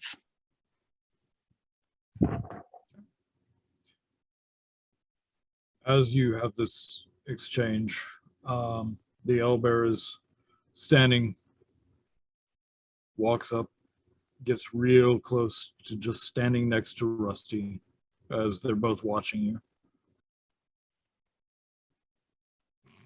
So you're an owlbear, but when I was in school, they taught us that owlbears were super aggressive.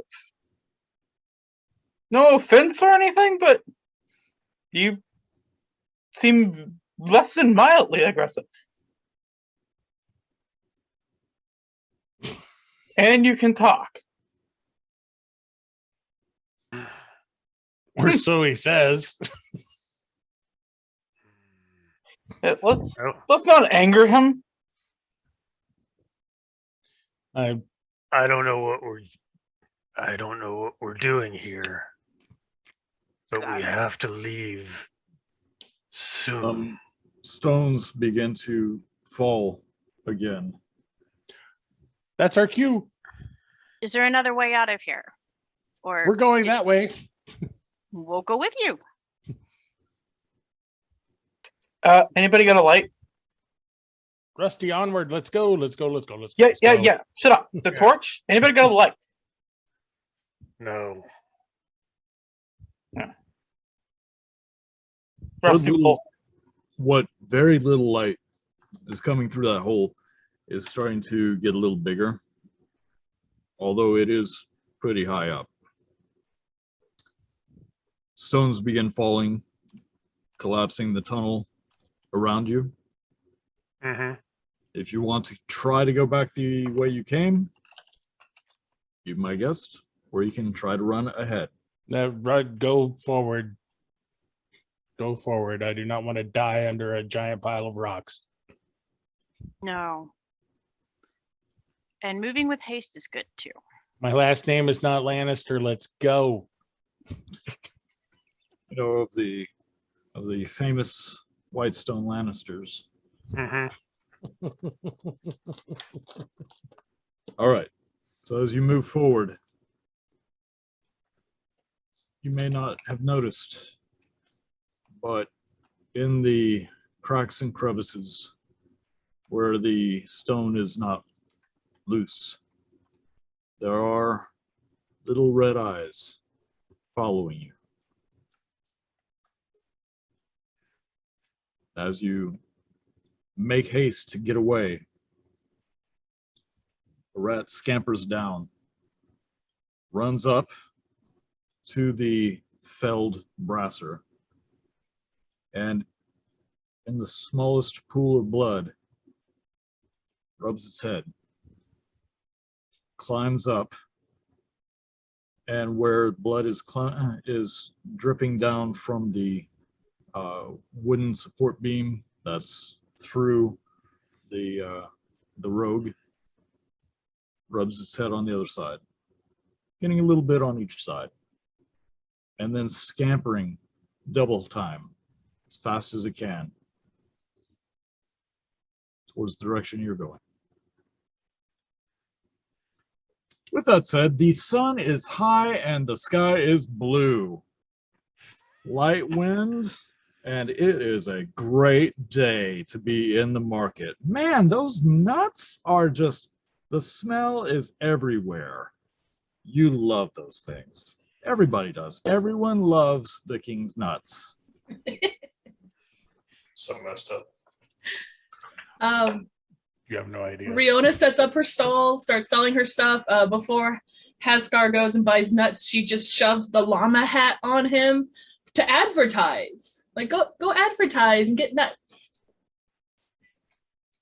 Get nuts. I look at her like she's lost her damn mind. And Big pleading eyes. it's a good thing I like you. If anyone says anything, Send them my way and I can make them their own llama hat. I kind of stomp off, going towards the King's Nut stand. And King's nuts! just waiting for someone to say something about the stupid hat. King's nuts! Stick a savory nut in your mouth and say it ain't good. I dare you. Who wants my nuts? I can't drink my drink. I walk over and I just look at him going, you stop saying that, I'll buy something from you.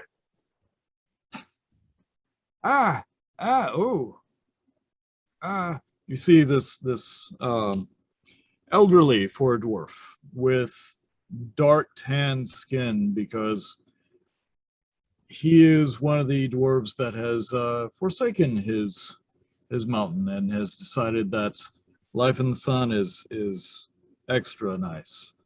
And this is an old recipe. You know it well. They've never called it king's nuts before, but you're familiar with it. Hey, Haskar, I almost didn't recognize you with the. Shut up. Shut up. I'm just saying. It's, Just no.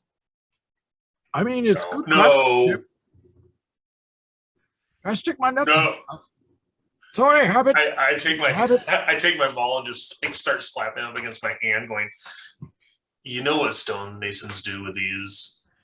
I do, having been one myself for so many years. Yeah, those nuts you're talking about. Yes. Yeah. Put 2 and 2 together and just give me 2 fucking bags of nuts. Hey, if you call them sacks, I swear to God. You beat me to it. You beat me to it. It'll be for 2.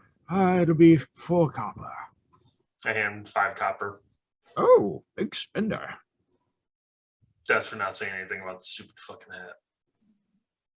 As you turn and start making your way back, king's nuts, salty and sweet. Put them on your tongue and roll them around in your mouth. He's fallen so far. I'm just trying to sell, goat's milk soap, my knitted items. Just right, bubbly. Hi, goat's milk soap? Doesn't that smell after a while? No, No. I put lavender in it. Smell. Oh, I'm allergic to lavender. Okay. Vanilla. What about your, is that a blanket or? Just grabs it, does this, a little bit of fur comes off. How did you do the design? I use this and I pull out a crochet hook. Oh, hey, I don't want any problems. I'm looking for my anniversary present is all. Do you think the wife would like a hat? I got hats. Pull out a couple of hats. It's gonna get cold soon, and this will keep her warm. Yeah, she's already bald. That's a good About idea. that time I come back with the hat, wearing the hat. I have this hat too. Oh, yeah, I'm happily married. But how much for a hat? They go for about 1 to 2 silver each. Oh, I have ones with ear flaps, some without ear flaps. you have the one with the big fuzzy, like the big fuzz balls on either side. Digs around, pulls out a beanie, like a beanie kind of hat, and it's just a clump of wool on top of it, like a pom pom. Yeah. Yep. Okay. All right. Yeah. Yeah. How much for that one? 1 silver. Okay. I could eat tonight. Can I have the hat? Oh, okay. Thank you. I was worried you were gonna keep the silver and the hat. This is made from all natural fibers, right? Yep, from llama. I won't tell her. Okay. Why does everyone not like llamas? Llamas are awesome. About that time, incoming globule of spit from miles away. They would have came with. They hold my stuff, That's so they'd true, be they do. behind my stall. Just right on the ground. So yeah, she's just selling her stuff, trying to make some money, counting how long we're there. Askar's just kind of like sitting, like leaning on a post next to her with the stupid hat on, eating king's nuts. Damn Devouring sacks full of nuts. Yes. So, Yeah, all right. not necessarily scowling at people, but just basically like, people that seem to be a little bit too interested in her. I just kind of like look at them like, you should probably walk away. She's just friendly with everybody. Hi, how are you doing? I got hats. How are you doing today? I'm good, thank you. I'm good. You need socks? I got socks. Oh God! And they run. You do see just as you're trying to hawk your wares and busk, you do see a clear blue set of child's eyes just peeking over the table at you, just staring intently, wide-eyed. Did you want something? Hi. Hi. See a small dwarf child, not even any fuzz on his face yet. His sideburns are starting to grow a little bit, but he's really young. Yeah.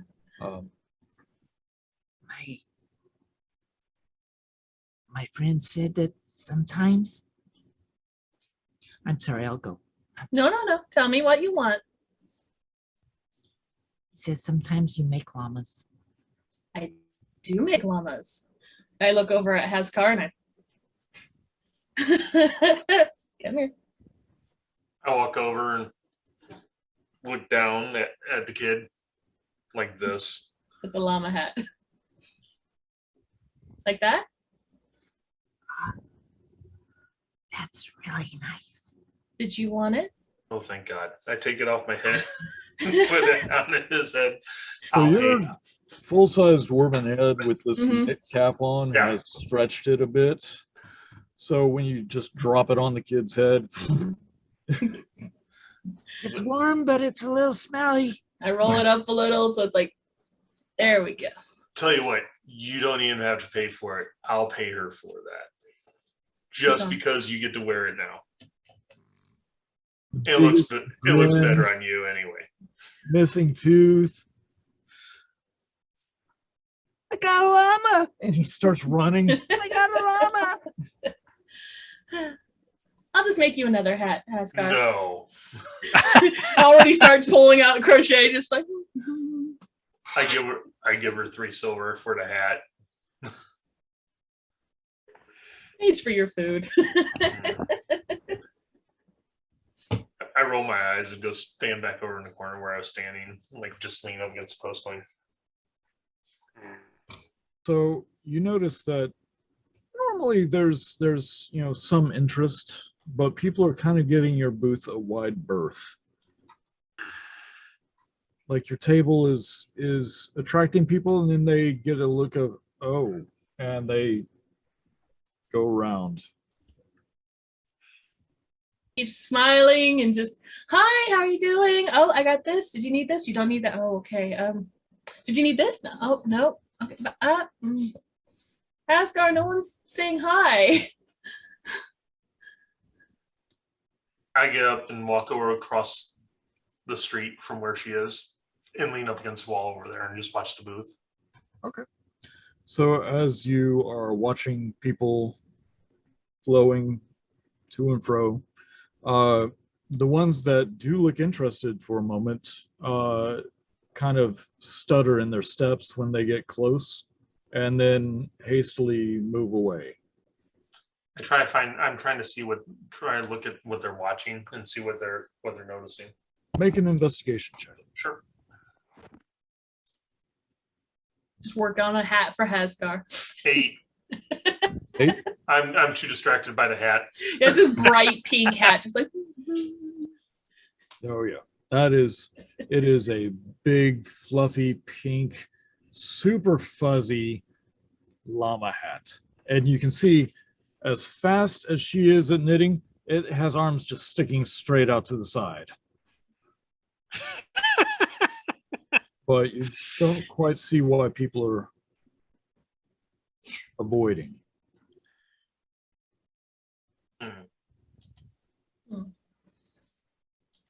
get a little discouraged, but she keeps smiling through it, and just after a couple hours, she'll pack up. Okay.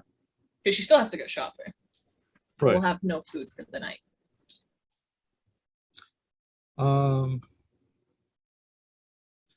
Rihanna, you're trying your best. You really are. There is someone who looks interested, and this is right as you're almost giving up hope. This might be your last sale of the day. Maybe your only other sale of the day at this rate. And they kind of look interested, and as they start to walk on, give me a sales pitch.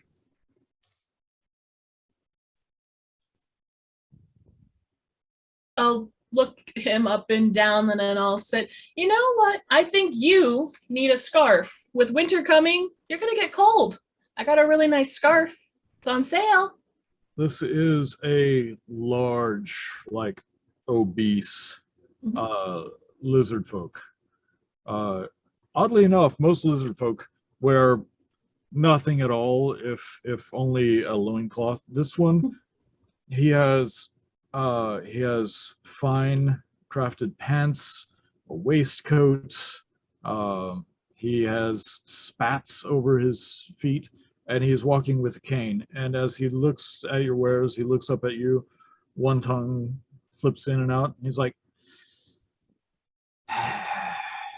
Cold, you say? Yep. Winter is coming. Fall is going to be here any day now. And you look like you want to be warm. make a persuasion check.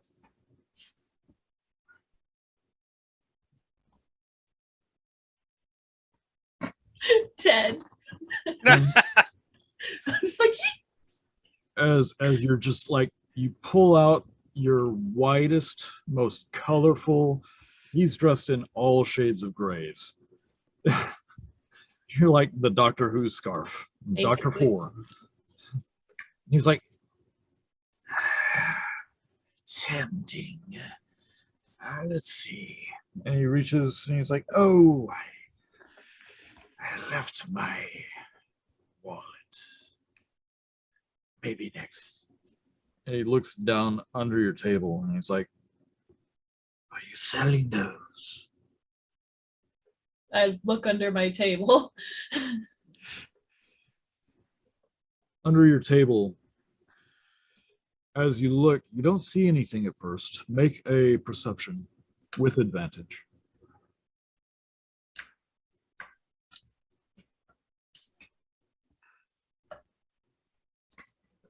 I rolled 2 10s, so 16.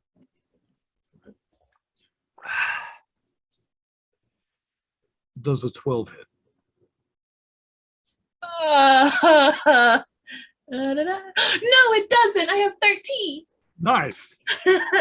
Barely. So as you look down, you don't see it at first, but then it scampers up and tries to bite you on the ankle. A very large, very slick, long black rat. Its red eyes see you and it bites at your ankle. It pierces through the boot, but doesn't get to the flesh before it starts to run off. I'd like to snatch it. Give me a dexterity. Come on, I believe in you. Just straight dexterity, because rats are wily. 4. So as you snatch it, you feel it as it jumps through your hand, and you feel the tail right through your fingers. You're like, ah, almost had it.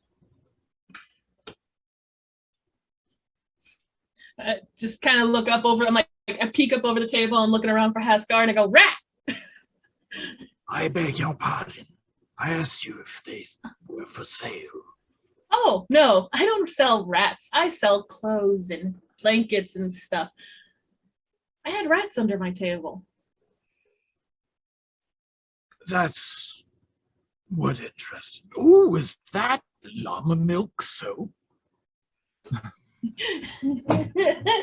How much?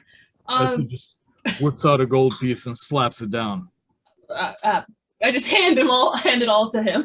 The wife will love me forever. Yes, I made a gold. You made Hey, it. he had his wallet as he walks away. Like, wait, he said he didn't have his wallet.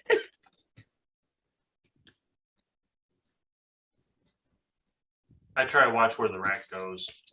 All right, make a perception or investigation. Your Yeah, choice. because this has been going so well for me tonight. At least you didn't roll a 4. 15. 15. Okay. You see a little black blur as it comes to stop an inch away from a storm drain in the side of the cobblestone road. It looks around for a second.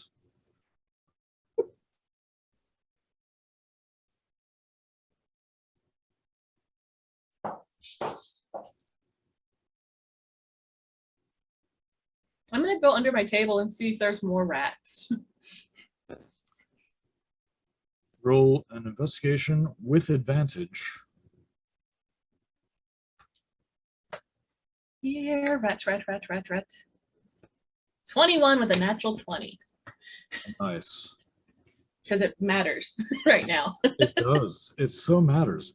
You see hundreds just up and down. Just kidding. No more rats, but you do see where it pooped. Vital info. Man made of gold.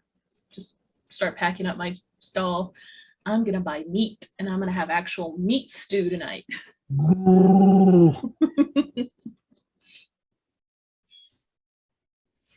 So that's what Rihanna will do. She'll pack up and then go to Hasgar and be like, I think people were seeing rats under my table, and that's why they weren't shopping. Because I am delightful.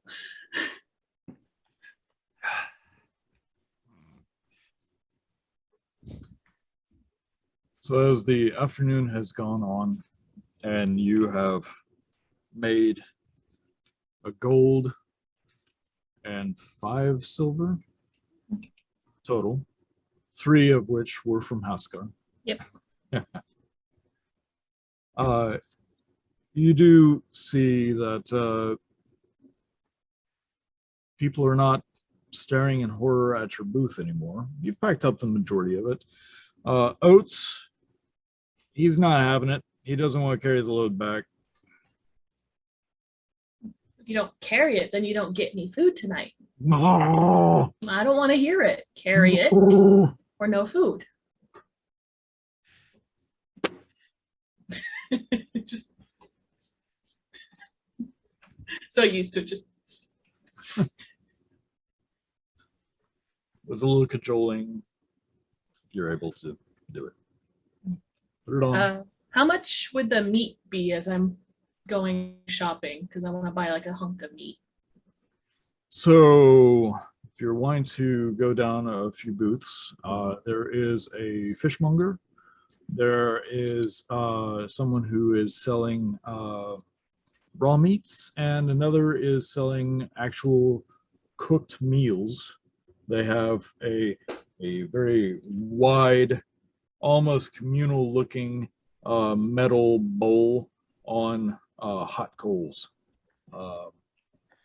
And the smell of the searing meats and the different ingredients that they throw in, there's a saltiness, there's a sweetness, there's some exotic flavor that you're not quite sure is from around here, but you see racks of spices behind them with chunks of hanging meats of all kinds. Riona's gonna go over to that one and just kind of, how much for 2 people? Well, it's really depends what you want. I pull out 5 silver. How much can I get for this? Oh, 5 silver, yeah, that'll be enough, I think. Yeah. So do you want lamb, beef, fish, chicken? We also have llama. No llama. We'll take beef. 2 beef, 2 beef. sweet or spicy. I will take sweet. He'll probably take spicy. So you see as he pulls out this huge cleaver and just starts shearing chunks off, throwing it into the pot. It's enough for both of you, and he's cooking it all together. And he picks it up. His arms are just sinew and muscle as he lifts this whole thing and starts doing this as flames go up the side. It is masterful how fast he cooks this meat. And he separates it, starts throwing on some like congealing looking liquid. The fire bursts higher. There's an aroma of bacon. Suddenly, he gets some peppers and just starts grating them over one half of it. And under the counter, he pulls out a little jar and he starts doing this with a stick and pulls out some honey and some oranges. Makes a fine meal of this 2 chunks of meat, and he starts putting together a bowl with some rice and vegetables, and then throws the meat on top and slides one to you, and he says, the other? Points downward to the dwarf. Don't be condescending, we're all dwarves here. That one. So, Don't hate on dwarves. I got you spicy. That's a good girl. Riley, get the, Sorry, I had to step away for a second, guys. get her. yeah, I'll pay for that with the 5 silver, First. and then I'll go over to the actual meat vendor. And it's 4, but tip. thank you. Maybe put her down. so And she then the can- other meat vendor, I'll pick up some cured beef that I can take home. All right. How much It was is that? it is a Here, here. dumpy, drippy, drizzly, old dwarven woman. She has mutton chops for miles, just and a big wart on her chin. Hi.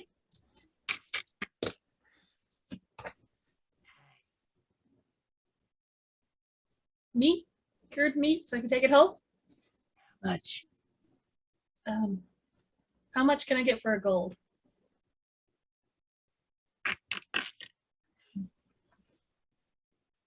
A lot. Half of a lot then. Can I get change? All right. So basically 5 silver worth of meat. Yeah. You see her. She is the most ancient, overweight, hefty dwarven female, but she still wears like an iron girdle, and twice the girl's high.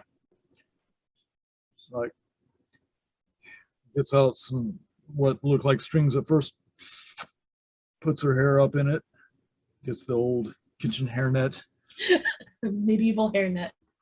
cleaver, just takes a big old pair of tongs.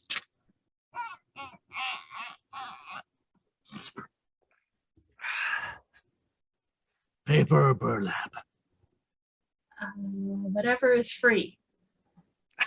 Just put it in your hand.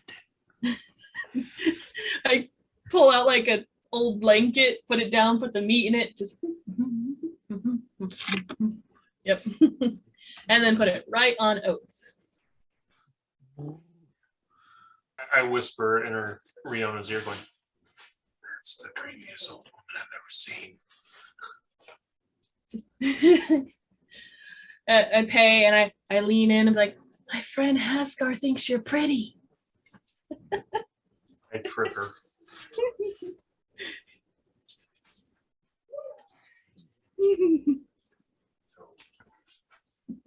As she does this, you see one too. I trip Riona as she walks back to the llamas. My meat. Lots of change. Haskar, get the change. Get up. I gave you 6. I throw a rock at Riona.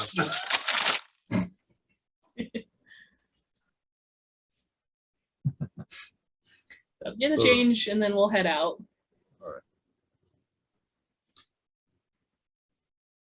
So as you start pulling your 2 goods-laden Hall & Oates llamas, now with not just your unsold wares, but chunk of meat just soaking through the blanket.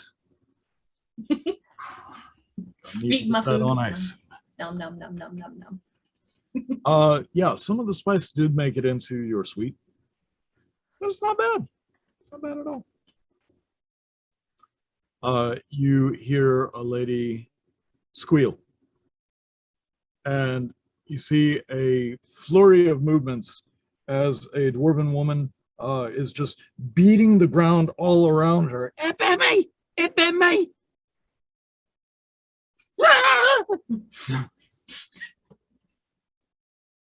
Just kind of watch for a moment and go over like, what bit you?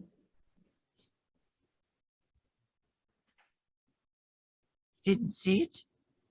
No, I was eating. See the food, yummy. Don't be eating when I'm getting attacked. Did you I'm want? sorry, dear. I don't know your lifestyle. I'm sorry. I just don't like being bitten. I'm bleeding. My toe is bleeding. At least it was bleeding. I go get a sock and I'm like, here, let me put the sock on your foot. I'm allergic to llama. Why is everyone allergic to llama? Mostly a dwarven thing, dear. Was it a rat? I think so. Big rat. Yeah, about this time you see a rat just crest her shoulder as she's standing there looking around for it. I punched the rat. Roll attack. Please roll a 1 and punch the old lady. Yes. Please. 14. Oh. 14.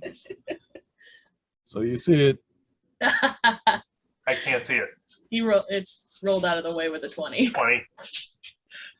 So your aim is good, and you do not telegraph. You're like,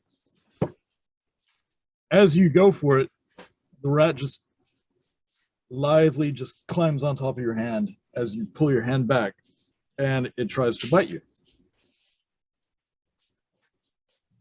So it's a 14 hit. Yes, it's my armor class. Okay. Well, my skin class. Yeah. So as it sinks its little teeth into you, right on the knuckle of your thumb, it hits bone. And as you know, rats have good chompers. You take 3 points of damage from a rat bite. Can I grab the rat? Give me a dexterity. Riona just staring like, I don't know what to do. I have a bowl of food and just 21. There you 21, go. yeah. That's not bad. Cool. Rolled a 12. All right. So as it chomps down, you just clap your hand on top of it, and you now have a thick rat. And break its neck.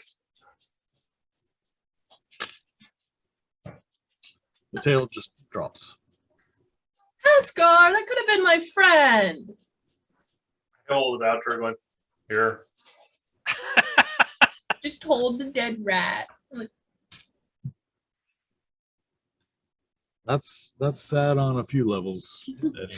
It's just- There's a lot of rats. I put the rat on the back of Hall. Just like, you sit there. I'll bury you at home. Thank you. Was that really on my back? No wonder they're biting me. Rats everywhere. There've been rats everywhere for days. I don't understand why. It's like they're coming from everywhere. I'm taking the sock I had and I'm wrapping it around Haskar's thumb and hand, just like cinching Rat it up. Like, immediately turns purple and swells.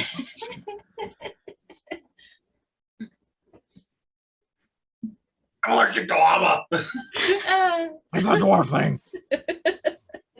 Do this? Um, And I asked the lady, Paul. have you seen a lot of rats around here? Are you deaf? Of course. I just said it seems like they're coming out. Like there could be anywhere. I go grab the rat off the hall and throw it at her. You throw it at her? Yeah. All right, go for it. As you aim for your attack. 15. 15 definitely hits. Yeah. Scar. She starts screaming, swatting at her face, and running away. You think see we're a very done. confused dwarf, bald, red beard, comes out looking her direction, looks back at you. Rats. It was funny.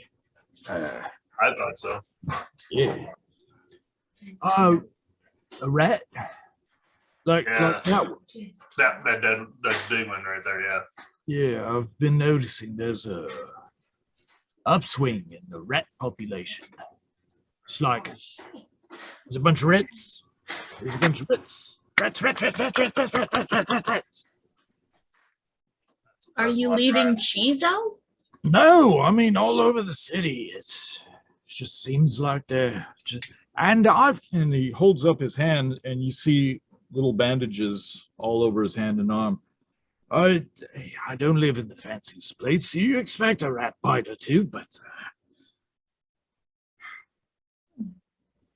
Someone should do something about that. Haskar, we should go home. Okay. We're just gonna make it really hard for the DM. you're playing into my hands. Oh, All right. So as you leave the strange red-bearded dwarf going, "Rats, rats, rats, rats, rats, rats, rats," you make your trip back, food in hand. Haskar, make me a constitution roll.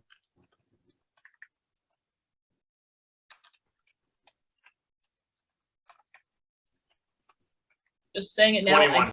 I can't afford a cleric, Haskar.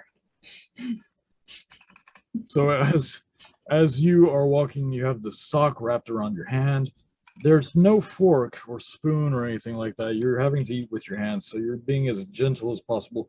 Some of the sauce leaks into the sock, and you feel that burn, and you're like, "Oh yeah, there it is." You take 14 points. No, I'm just kidding. And I didn't make a new character. But you do feel that burn go through that rat bite. It just throbs a little bit.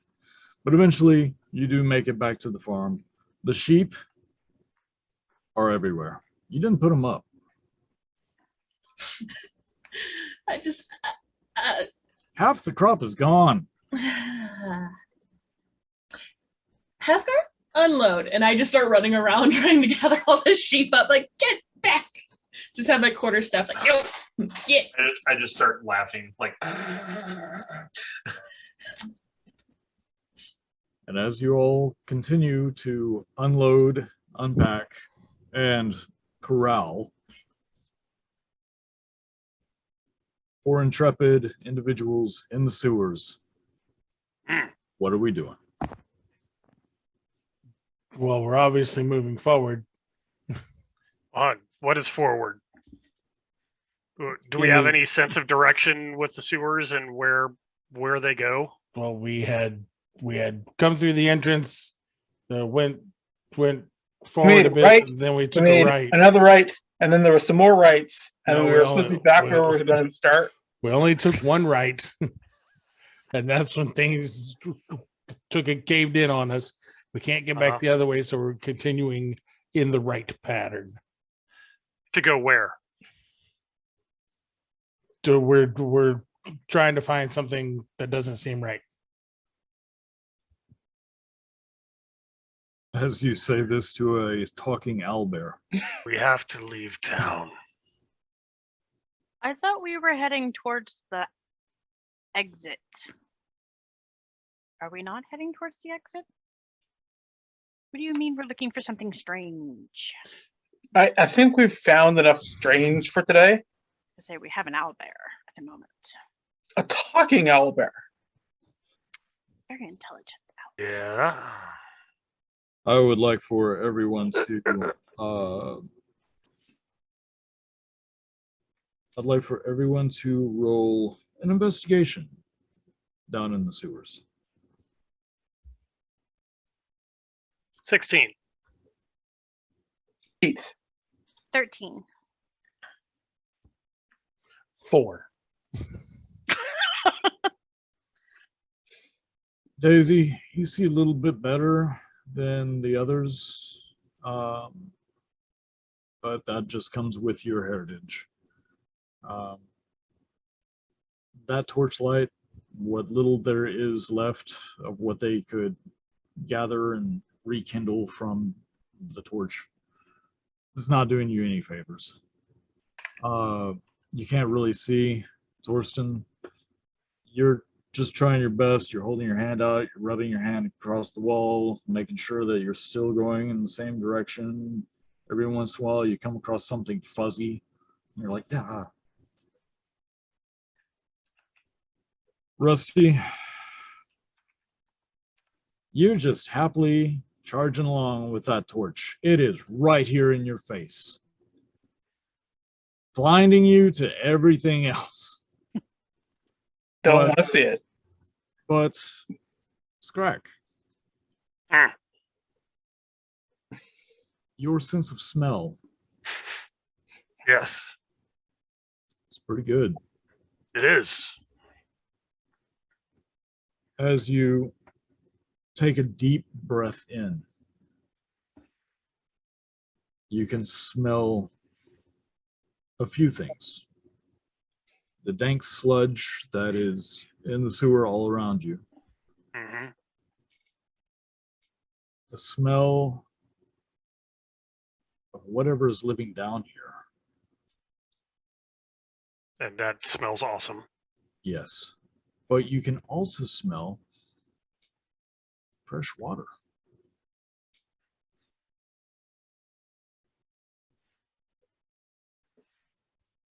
This way, towards the water.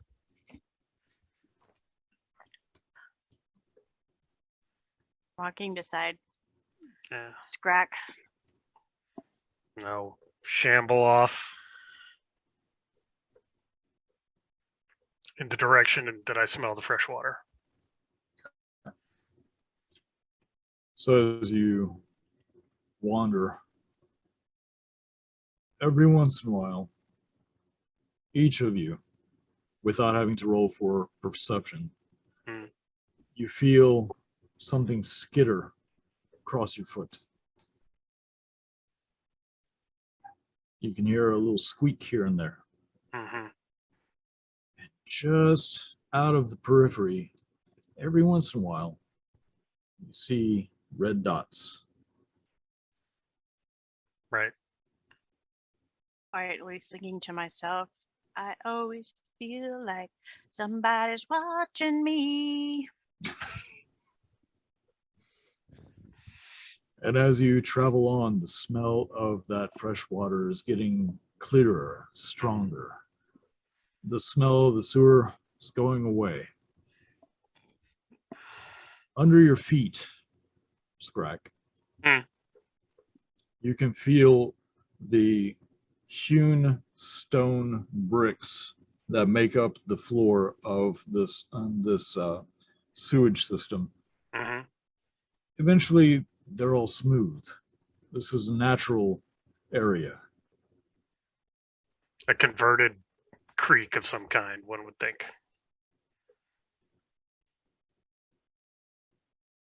And as you walk forward, it is absolutely a dead end. Dead end. Where's the water coming from? Or is there any water flowing at all? Or any?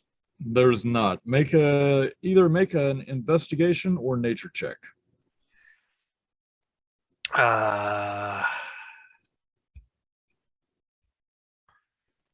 All right, I don't find anything. It's a 2. It's here somewhere, man. It's here somewhere. You know it is. You're like, it's better than what you've been drinking. I'm gonna like claw. Like, is it a wall? Is it a natural wall or is it a stone wall or what's the deal?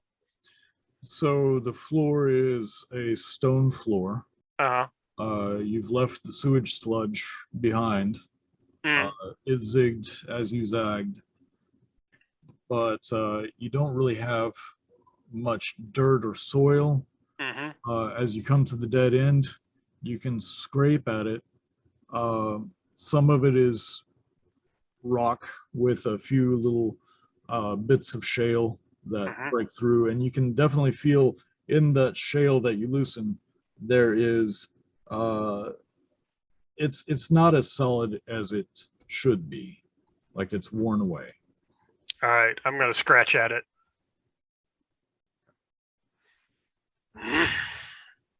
Okay. Do I get any sense? What am I smelling anything? Is the water, the Can I sense of fresh see the- water, strong still? So as you scratch at the wall and your comrades see you do this, the smell is faint down where you are. Hmm. It's actually stronger up. How high is the ceiling?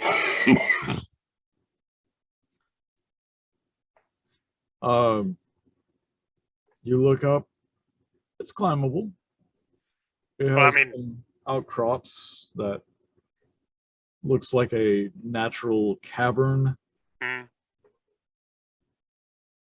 Is there? How high is the ceiling? There's a ceiling above us? I would take. Yes, there's a ceiling. It's a good ways up. Do owlbears have night vision?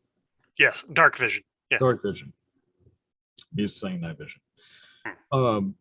As you look up and squint, you can see, yeah, it's about 30, 40 feet up, but it's climbable.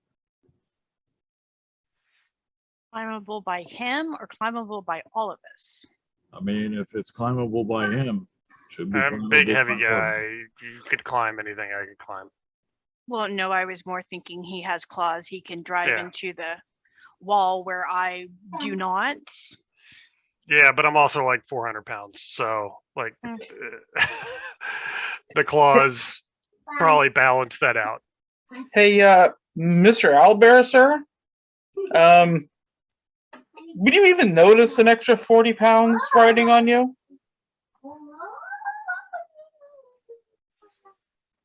Probably not. I hold out my stubby little arm and say, like, I appreciate that very much. I'll try not to pull any hair or feathers.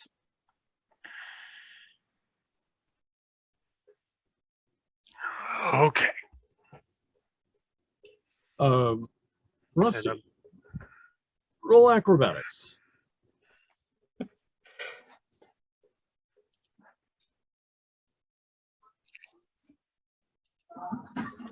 19. 19, nice. You walk up and just at the shoulder, you see a tuft of longer feathers. And you grab hold of those, and those are solid and thick. And you just hoist yourself up, throwing one leg up, and before you know it, you're on top. No feathers were pulled. I have a delicate touch. Impressive. Is it possible to climb up the other wall while he's doing his side so we're not actually waiting for each other as much? So as you're looking at the dead end, it is virtually vertical on one side, sloping up. The roof slopes up, and off to the left of the wall you're facing is natural formations of shale that have just broken away.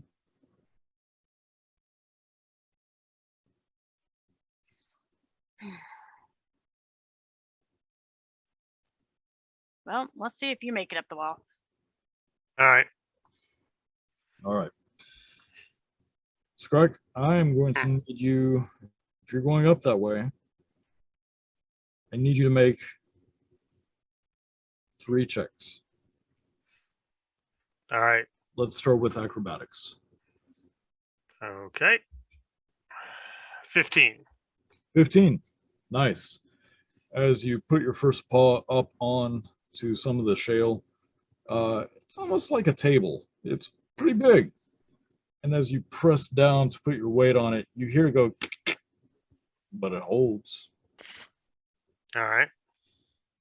And as you climb up a little bit, the whole time, little pieces of shale sliding, slipping out. Make an athletics.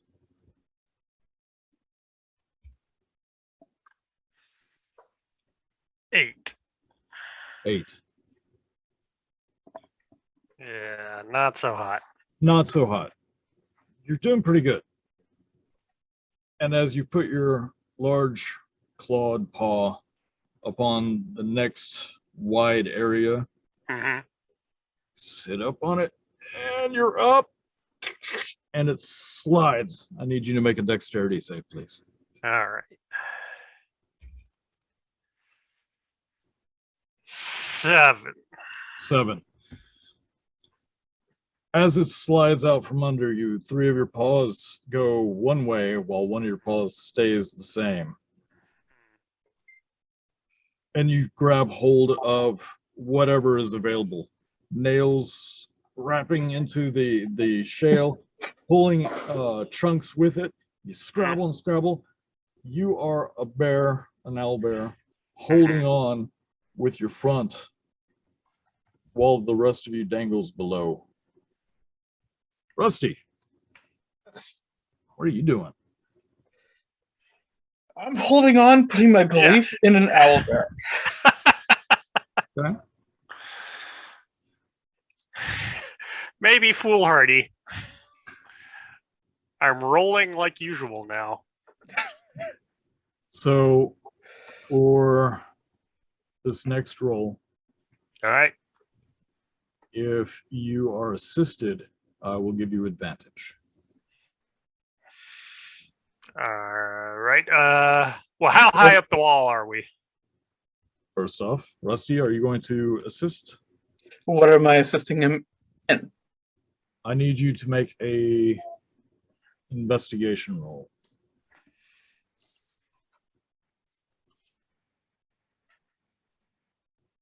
How's a 17? Oh. 17's great. You actually see just off to the left a much stronger wedge shape of shale that he can grab hold of and hoist himself up. It's just up to him. All right. The formation of the shale over there looks like it might be stronger. So you have advantage on your next roll. All right. Which is it? Is it Acrobatics. athletic? Acrobatics. All right. You're gonna have to hoist and swing a little bit. All right. So there's an 11. And there's a 10. Ah! No, you don't fall. No. Oh, okay. So 11. as you look over with Get a your, +3 too. I know. So as you roll over, poor buddy, pull up a little bit. You grab hold of the wedge. And you misunderstand what he meant. He meant get both paws on it. So you look to the right and you reach for another one and it cracks and separates. And now you are like reaching either direction and hanging there still. A little higher up, but it doesn't seem to be moving.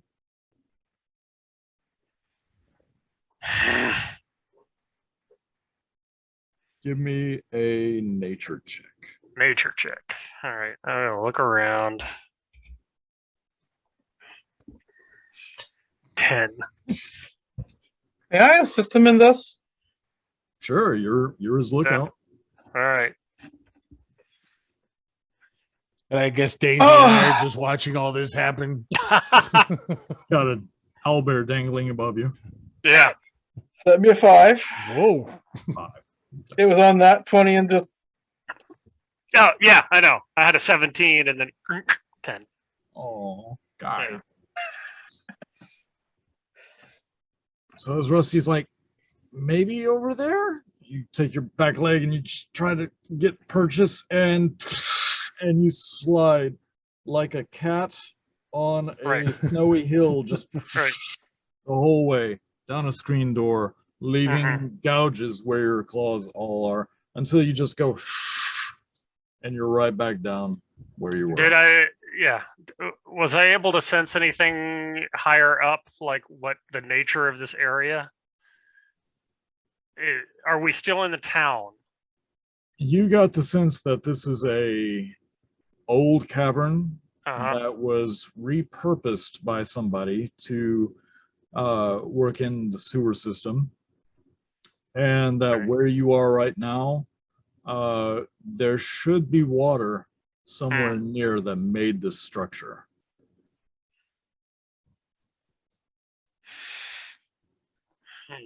Hmm. Smells better than the town. okay. Look, this wasn't bad. This was a learning experience. We now know what not to do. Mm. Don't eat me. Rusty, while you were on him dangling for his life, did you see or sense anything that was a little higher up that we just can't see from here? There was some formations that seemed a bit more solid than others, but other than that, I'm afraid my knowledge of rocks and geographical things aren't real great.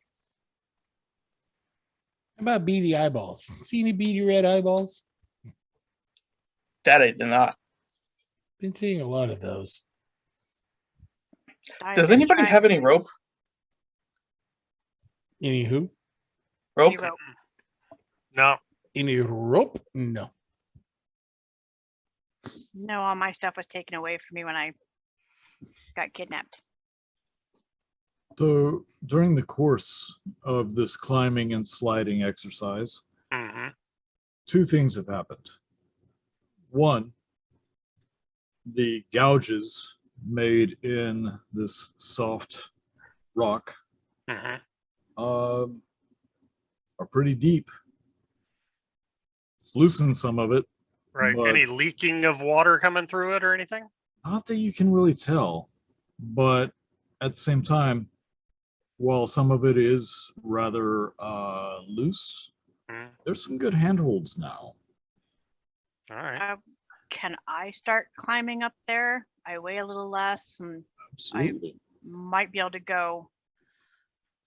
Okay, so I Probably a good start idea. using some of his scratch and claw marks to get handholds going up. Okay. Make an acrobatics with advantage. 13? Roll Or again. roll again. Oh, thank Yeah. you. Twice. Yeah. Take the higher one. Okay. 17. 17. There you go. Even better. Yeah, you haven't known this owlbear very long. It's big, it's burly, heavy, and has great claws. Your hand slides right into the crevice. And as you make your way up a little bit at a time, I need you to roll an athletics with advantage.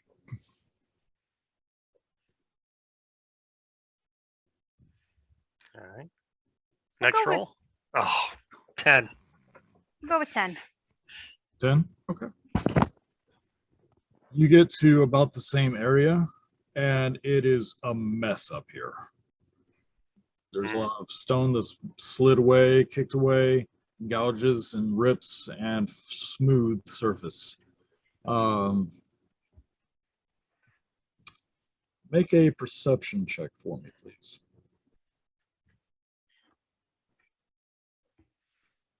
10. 10.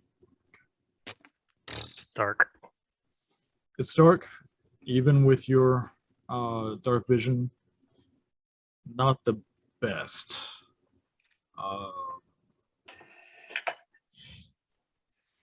You scrabble a little bit, and you're hanging out there. You just can't see a good purchase. Well, I'm just gonna stay here for a little bit until y'all figure out what the next move might be. Because don't see any reason to come back down unless we're gonna go back through the tunnel. Scrack. Yeah. As your nose is in the air and you're watching your new acquaintance, a tickling enters your nostrils, and you smell vermin, Smell vermin? rats. Rats.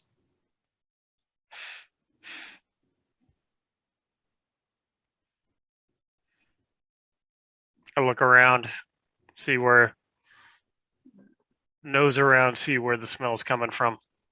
Sure. An owlbear has decent night vision. Yep. Dark vision. And as you look around, you don't see any immediately around you, and then you look back the way you came from, and the floor and part of the walls are moving rapidly. Rats covering the floor and walls? Carpeting the floor and walls as they're running towards you. You begin hearing their squeaks. What am I hearing? Oh, that's I think that's the something strange that we were coming to look for. Rusty, Sounds like that an torch that you were holding, army of something. it's going out. You see Rusty reach under his shirt and grasp something and start whispering a bit of a silent prayer, and there's an ever so slight light emitting. It's like, we have to go now. Why are you glowing in the dark? It's an intermittent type of like.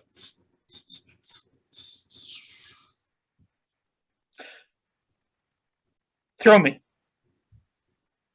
Throw you where? Throw you? Up here? Better than being down there. Am I supposed to catch you? Boy, do I wish I had spells. Wish I about was that a book you full have? on. Can we light it on fire? Get more? Maybe drive them away? Well, actually, technically, here it's the Book of Tyr. Enjoy it. Who are you handing it to? I was supposed Well, to. she's up on the wall. handing- You're down here. Yeah, I'm up on the wall going, I don't want a book. Yeah. No, Daisy's like, I'm handing it. No. I'm handing it to Scrax. Here, it's the Book of Tyr. I'm supposed to give it away to somebody that I don't know. So there you go. Do with it as you please. I'm not much of an evangelist. I don't have anywhere to put it. So Oh, if just only holding a book on. whatever you do, don't let it fall into that fire on the end of that stick.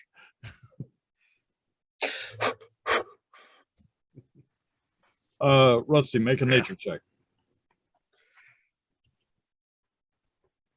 Please be above 10. Negative. Oh my god, we are failing our rolls all over the place. So as you snatch the book from the owlbear, you take what's left of the torch. There's slightest little flame and embers. You jam it in the book and forget to give it any oxygen, completely extinguishing the torch. Well, then. All right. The squeaks have gotten really loud All right. as I've the kind of carpet of rats come forward, squealing at you. Daisy, you can see from your higher position that they slow And as they stay, they're still undulating and moving and climbing over each other. Like they want to go forward. They're trying to go forward, but they can't quite go. There's something holding them back until they 400 start. pound owlbear? No, Mm. as they start climbing each other, making a mound. The mound gets to be about as high as Rusty is A tall. rat king. And then as it rises higher, it gets to be as tall as the back of the owlbear. And as it rises a little taller, it doesn't quite make the height of Torsten, but it's still moving and shaping. And you see all their eyes glowing, and all the eyes seem to go to one spot. Several eyes holding in one place. I have never. Are not welcome. Well, I'm sorry we're here. And if you could point us the way out, we'll be going.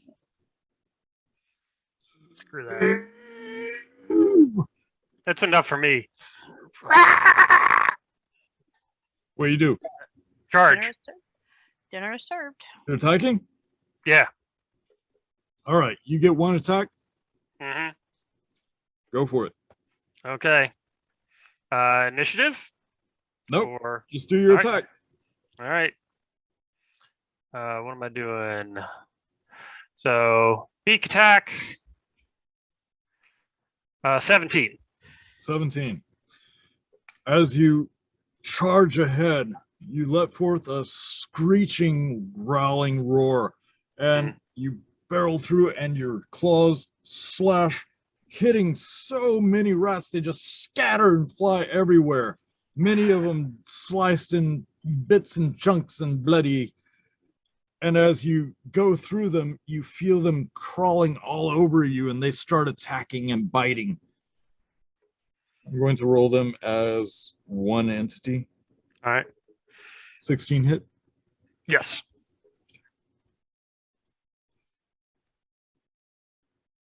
As they swarm all over you, biting, scratching, and trying to burrow into your flesh, Mm.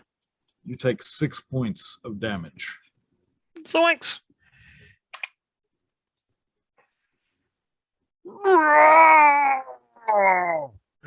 And I'm scraping them off me. As you start trying to scrape them off of you, the rest of you roll initiative.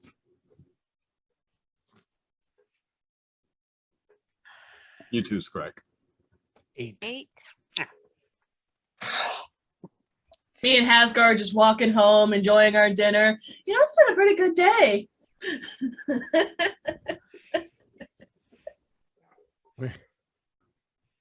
Wait, It was a 3. who rolled a 3.13? What? How do you roll a 3.13? Oh, I still have the roll 20 thing on with the tiebreaker. Oh, Oh, good grief. All right, so nobody got 25 to 20, Nope. 19, 15.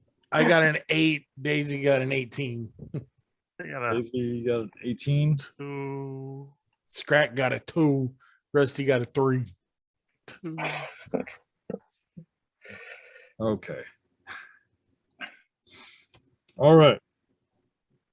As we traipse down the lane, I actually smile a little bit because it's such a beautiful sunny day outside. I'm eating meat and hanging out. But yeah, just- Beautiful day. I mean, if you had a sailboat, this would be great. right? Just getting ready to watch the sunset. Got all the sheep put away. We're eating our dinner. Mhm. Llamas are just finally like, oh, thank God. Yeah. They're All right. walking, little bop. Well, Daisy, from your vantage and your my high heart. initiative, you go first. What? You are first. What am I doing? What are you doing? Try to save yourself. Well, I'm still hanging out on the wall trying to decide if I want to drop down because I'm not sure how I'm going to go back up. Save yourself. Why, you fool? I'm gonna try and reach a couple more small handholds that I see and hope that they hold on. All right. I need you to make a strength check then. Oop, hold on. Okay.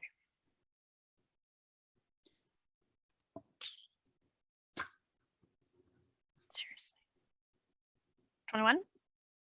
21? Hey. Oh, that's good. 21 is excellent. Yeah. You are like, oh crap. And you just, yeah. Scurry, grab scurry, hold, scurry. and your hand sinks in past the knuckles, and it is a nice tight wedge, and you just like, as you start pulling yourself up. Next will be the Rat King. So we're going to continue attacking the thing that attacked them. Uh-huh. They got a 6, surprisingly. So you've managed to No. scrape them off. You screech at them. Some of them get down. The Rat King reforms, its eyes burning at you.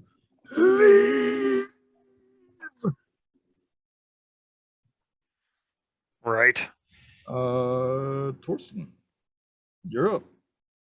I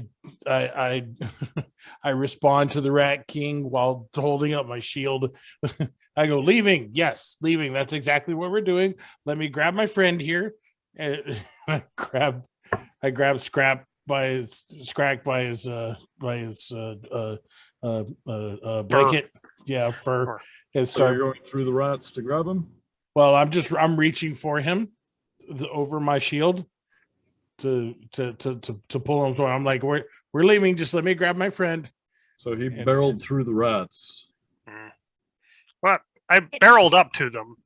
So, Okay. but if they've surrounded me, then yeah, I may probably have some behind me. Yeah, you will definitely be surrounded by rats. Well, you did say that he kicked the rats off of him, and the Mhm. Rat King reformed and said leave.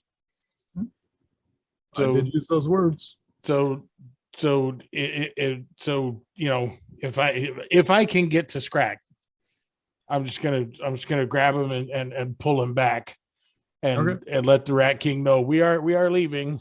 You know, All right. holding up my shield and my shield does have my holy symbol on it. I'm sure it doesn't mean anything right now because I'm not really a cleric. Scrack, do you go willingly? Yeah, All right. I'm hurt. All right. As he reaches, the rats kind of part a little bit. Some of them jump up onto your feet and scamper away as you grab the owlbear by the blanket and probably some of the tufts of feathers and fur. Scrack starts trying to get through as fast as he can with you. Surprisingly, the Rat King does not attack. Blessings to you, Rat King. We'll be out of your way shortly. Rusty, what are you doing, Rusty? It's a free action, right? We're in initiative, Yeah. so speaking would be a free action. Are there any rats left on Owlbear? There's a few, but mostly gone. I'm just trying to brush them off. So you run up and try to brush him off as he. I'm still on him. Oh, that's right. I forgot. Yeah. My bad. Are you? Oh my god. Yeah, I'm that light. I guess. Oh, okay. So light, I forgot he was up there. Need this no idea. Owlbear. Leave it alone. All right. Now it is Skrek. You're up. I'm up. All right. I'll let myself get pulled back. And I'm snarling at the rats in front of us, but I'm kind of like backing up because they really did a number on me. I'm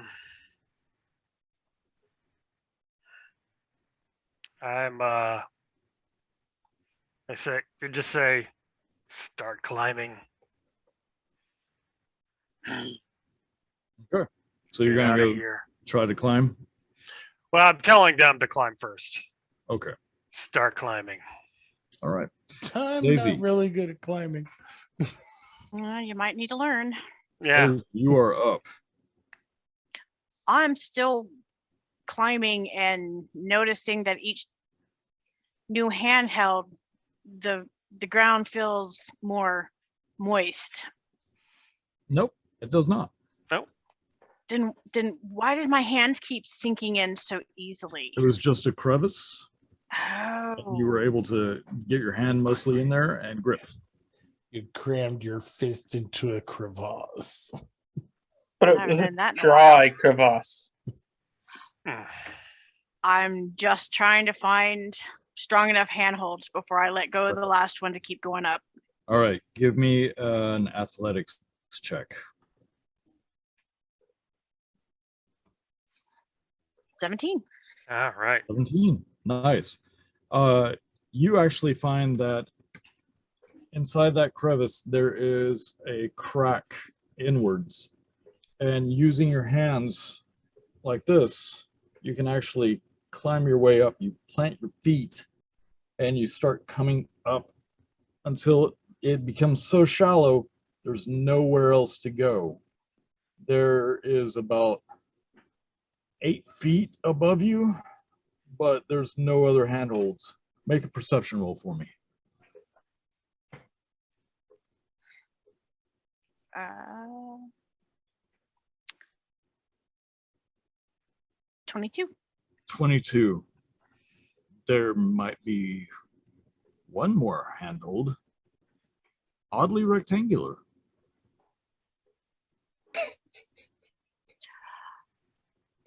You mean like a brick in a well?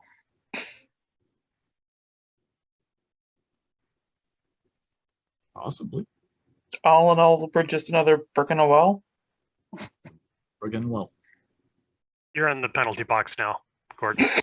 Haha! It's not me Feeling this around time. the sea. I'm Canadian. It's not the first time I've been in a penalty box. If it's going to be strong enough, it's something I can push and move or pull out to give a better handhold for my Make compatriots below. Make a strength Strength. roll. Nope.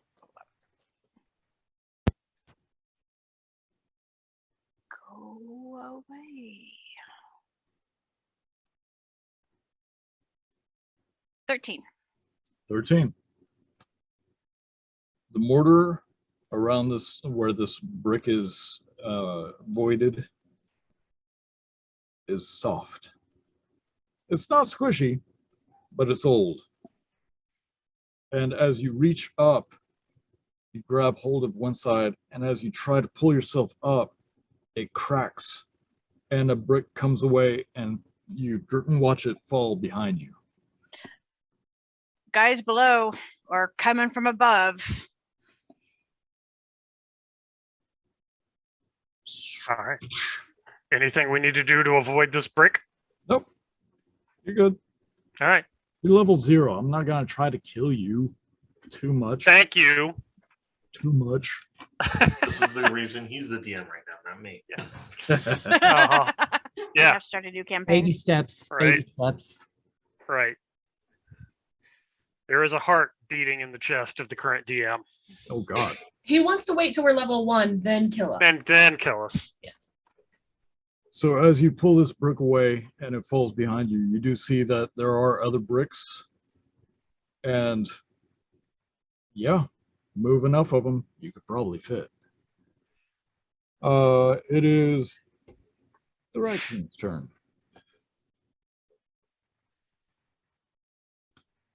All right.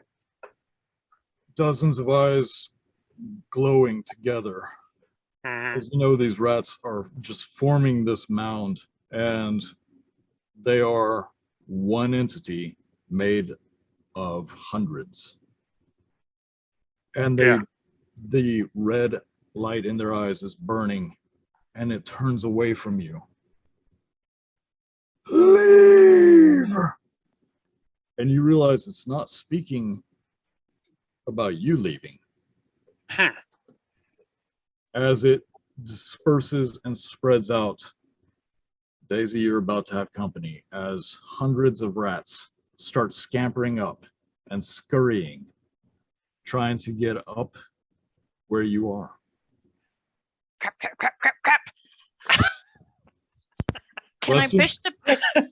push the On your turn. stone into the On your Oh. turn. sorry. Rusty, you're up. I thought it was Thorsten's turn next. Oh, yes, you're right. Then Torsten. I'd start looking around for what the heck the Rat King was talking to. All right. Make a investigation with disadvantage since you don't have night vision. Ugh. Whose idea was it for me to Play a human. play a human? yeah. Oh, Oh wow. I rolled a 3. Oh. It's a disadvantage. It's like I rolled a natural Yeah. 20, Yeah. but I yeah. rolled a 3 as well. It's like, So as you see Yeah. the Rat King just disperse and spread, you're like, uh-oh. And you look behind and you're squinting and you almost make something out. And then one of the rats accidentally goes up your pant leg and completely you lose your focus. And you're like, ah! I got squirrels in my pants. Rusty, it is now your turn. I'm going to leap off of our owl bear and attempt to climb the wall. Okay. Make an acrobatics roll. 17. 17. Yeah, you're scrabbling up the side like you're a squirrel on a tree. Fear You're is a fantastic motivator. Fantastic motivator. All right. While you were doing that, that's when you start seeing rats scrabbling up next to you, passing you. Ding, dang, dang, dang, dang! Scrack. Mm. What you doing, Scracks? Swiping rats off the wall. Ah. So make a roll for an attack. Roll for an attack. All right. Scrax and I are still left 20. down in the bottom. 20. Oh, yeah. Your owlbear claws just rake through stone and rats, sending them everywhere, screeching and scampering away. They're not bothering you. They're not Yeah. attacking you. They're not trying to do anything, but they are trying to get away. All right. Scrax, I think there's something else coming. Daisy, you're up. I'm checking to see which bricks I can either push in, maybe it leads to a different room, or throw down, make a hole big enough for us to get through, if possible. So as you're doing this, you start pushing on another brick. The lower ones just aren't budging. So you reach up a little bit. As you try to press the upper ones, make a strength check for me.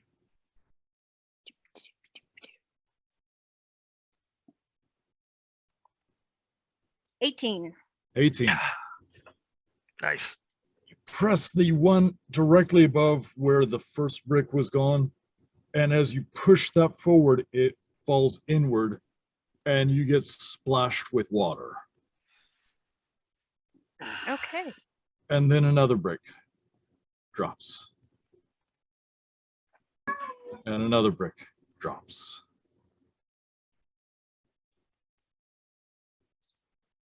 Well, guys, I found the clean water. You can make it up here. Maybe we can get this hole big enough for us all to get through. I can just imagine Haskard just feeling a disturbance in the force. My hard work. No disturbance in the stone. Yep. I'm just wondering if Haskar's going to attack something coming up out of the well. Which is odd. You guys are you're finishing up your bowls and they are so good. It stayed warm.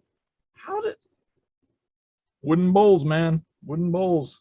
They're great. You even still have some of your king's nuts in a pouch. You're like saving those for dessert, baby. I might even share. Meanwhile,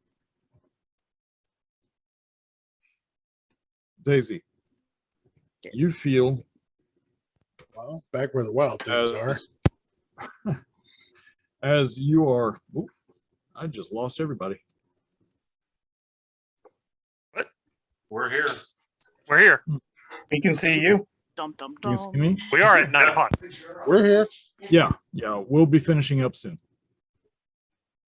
So, Daisy, as you are trying to push these out of the way, you actually feel the first little claws getting into your back and getting into your hair and leaping forward and splashing their little bodies as they get into the water and start climbing up the sides of the walls. Stop. Go around. Thorsten, you're up. I'm trying to convince Scrack to get climbing. I'm just like, stop paying attention to the rats. I think we have something coming up behind us. Let's get a move on, buddy. And I'm really trying to see what's coming up behind and mumbling prayers to Tyr for insight and wisdom. Okay. If you are trying to get some insight, roll an insight check.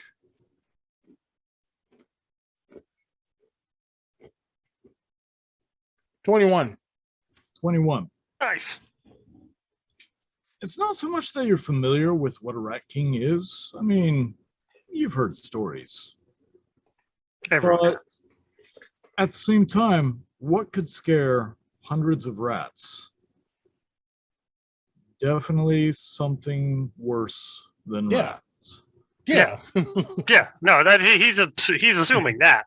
Yeah. And as you are trying to figure this out, you can hear scrapes of what sound like metal on stone.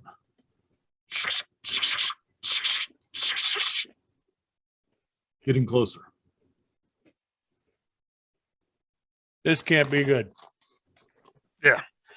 But I'm not a strong climber. So I'm gonna need you to go first. Rusty, you're up. Exactly. I'm trying to climb up. All right. Roll acrobatics.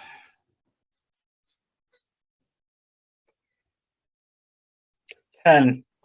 10. It's not bad. You make it to basically where Daisy is. She's left you a decent pathway. You can see she is directly above you. You are climbing right alongside of these other rats. We're all trying to abandon ship together. Yes, exactly. Is that your go? Yep. That's correct. Yep. I will start to climb. Okay. I am in no shape to face anything worse than the Rat King. Roll a strength check for me.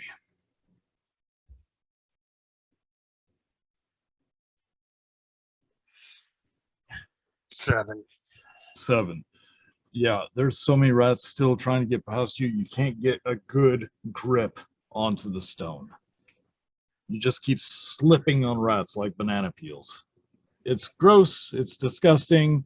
It could be lunch later. Yeah. I'm killing rats.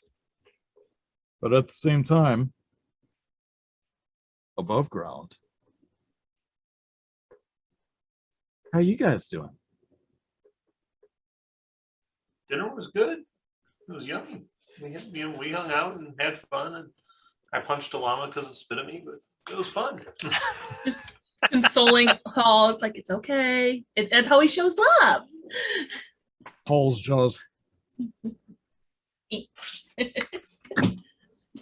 Oh. I need you guys to roll perception.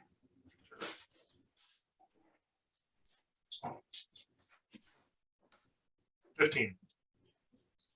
25. Holy hell. I have really big green eyes. I'm just like, ah. What are You they don't saying have on to the see moon? The world, you see the world. But yeah, as you guys are watching the sun slowly descend, llamas grunting at each other, sheep happily munching away, some chickens clucking.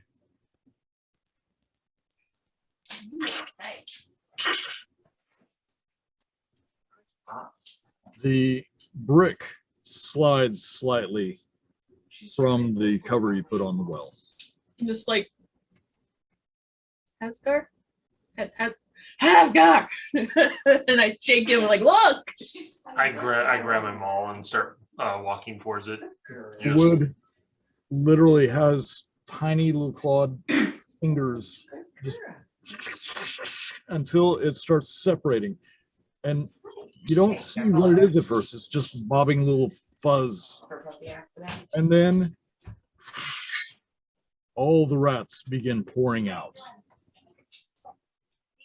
Shuffle. I just start smacking around with my maul and just Full attacks.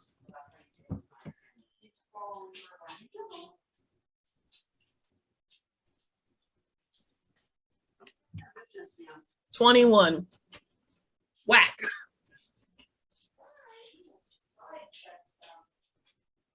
12. Whack something. The ground. So you guys have seen rats today, and you're not happy about it.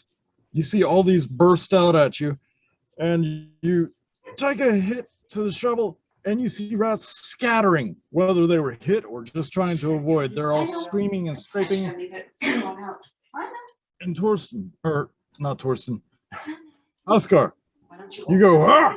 And you hit the well. You didn't roll in that one, but you're aiming at the rats coming out of the well. You hit the well. And as your stone that you worked so hard this morning on breaks and shatters away, you hear the cracks as it starts separating beneath your feet. And rats are running out.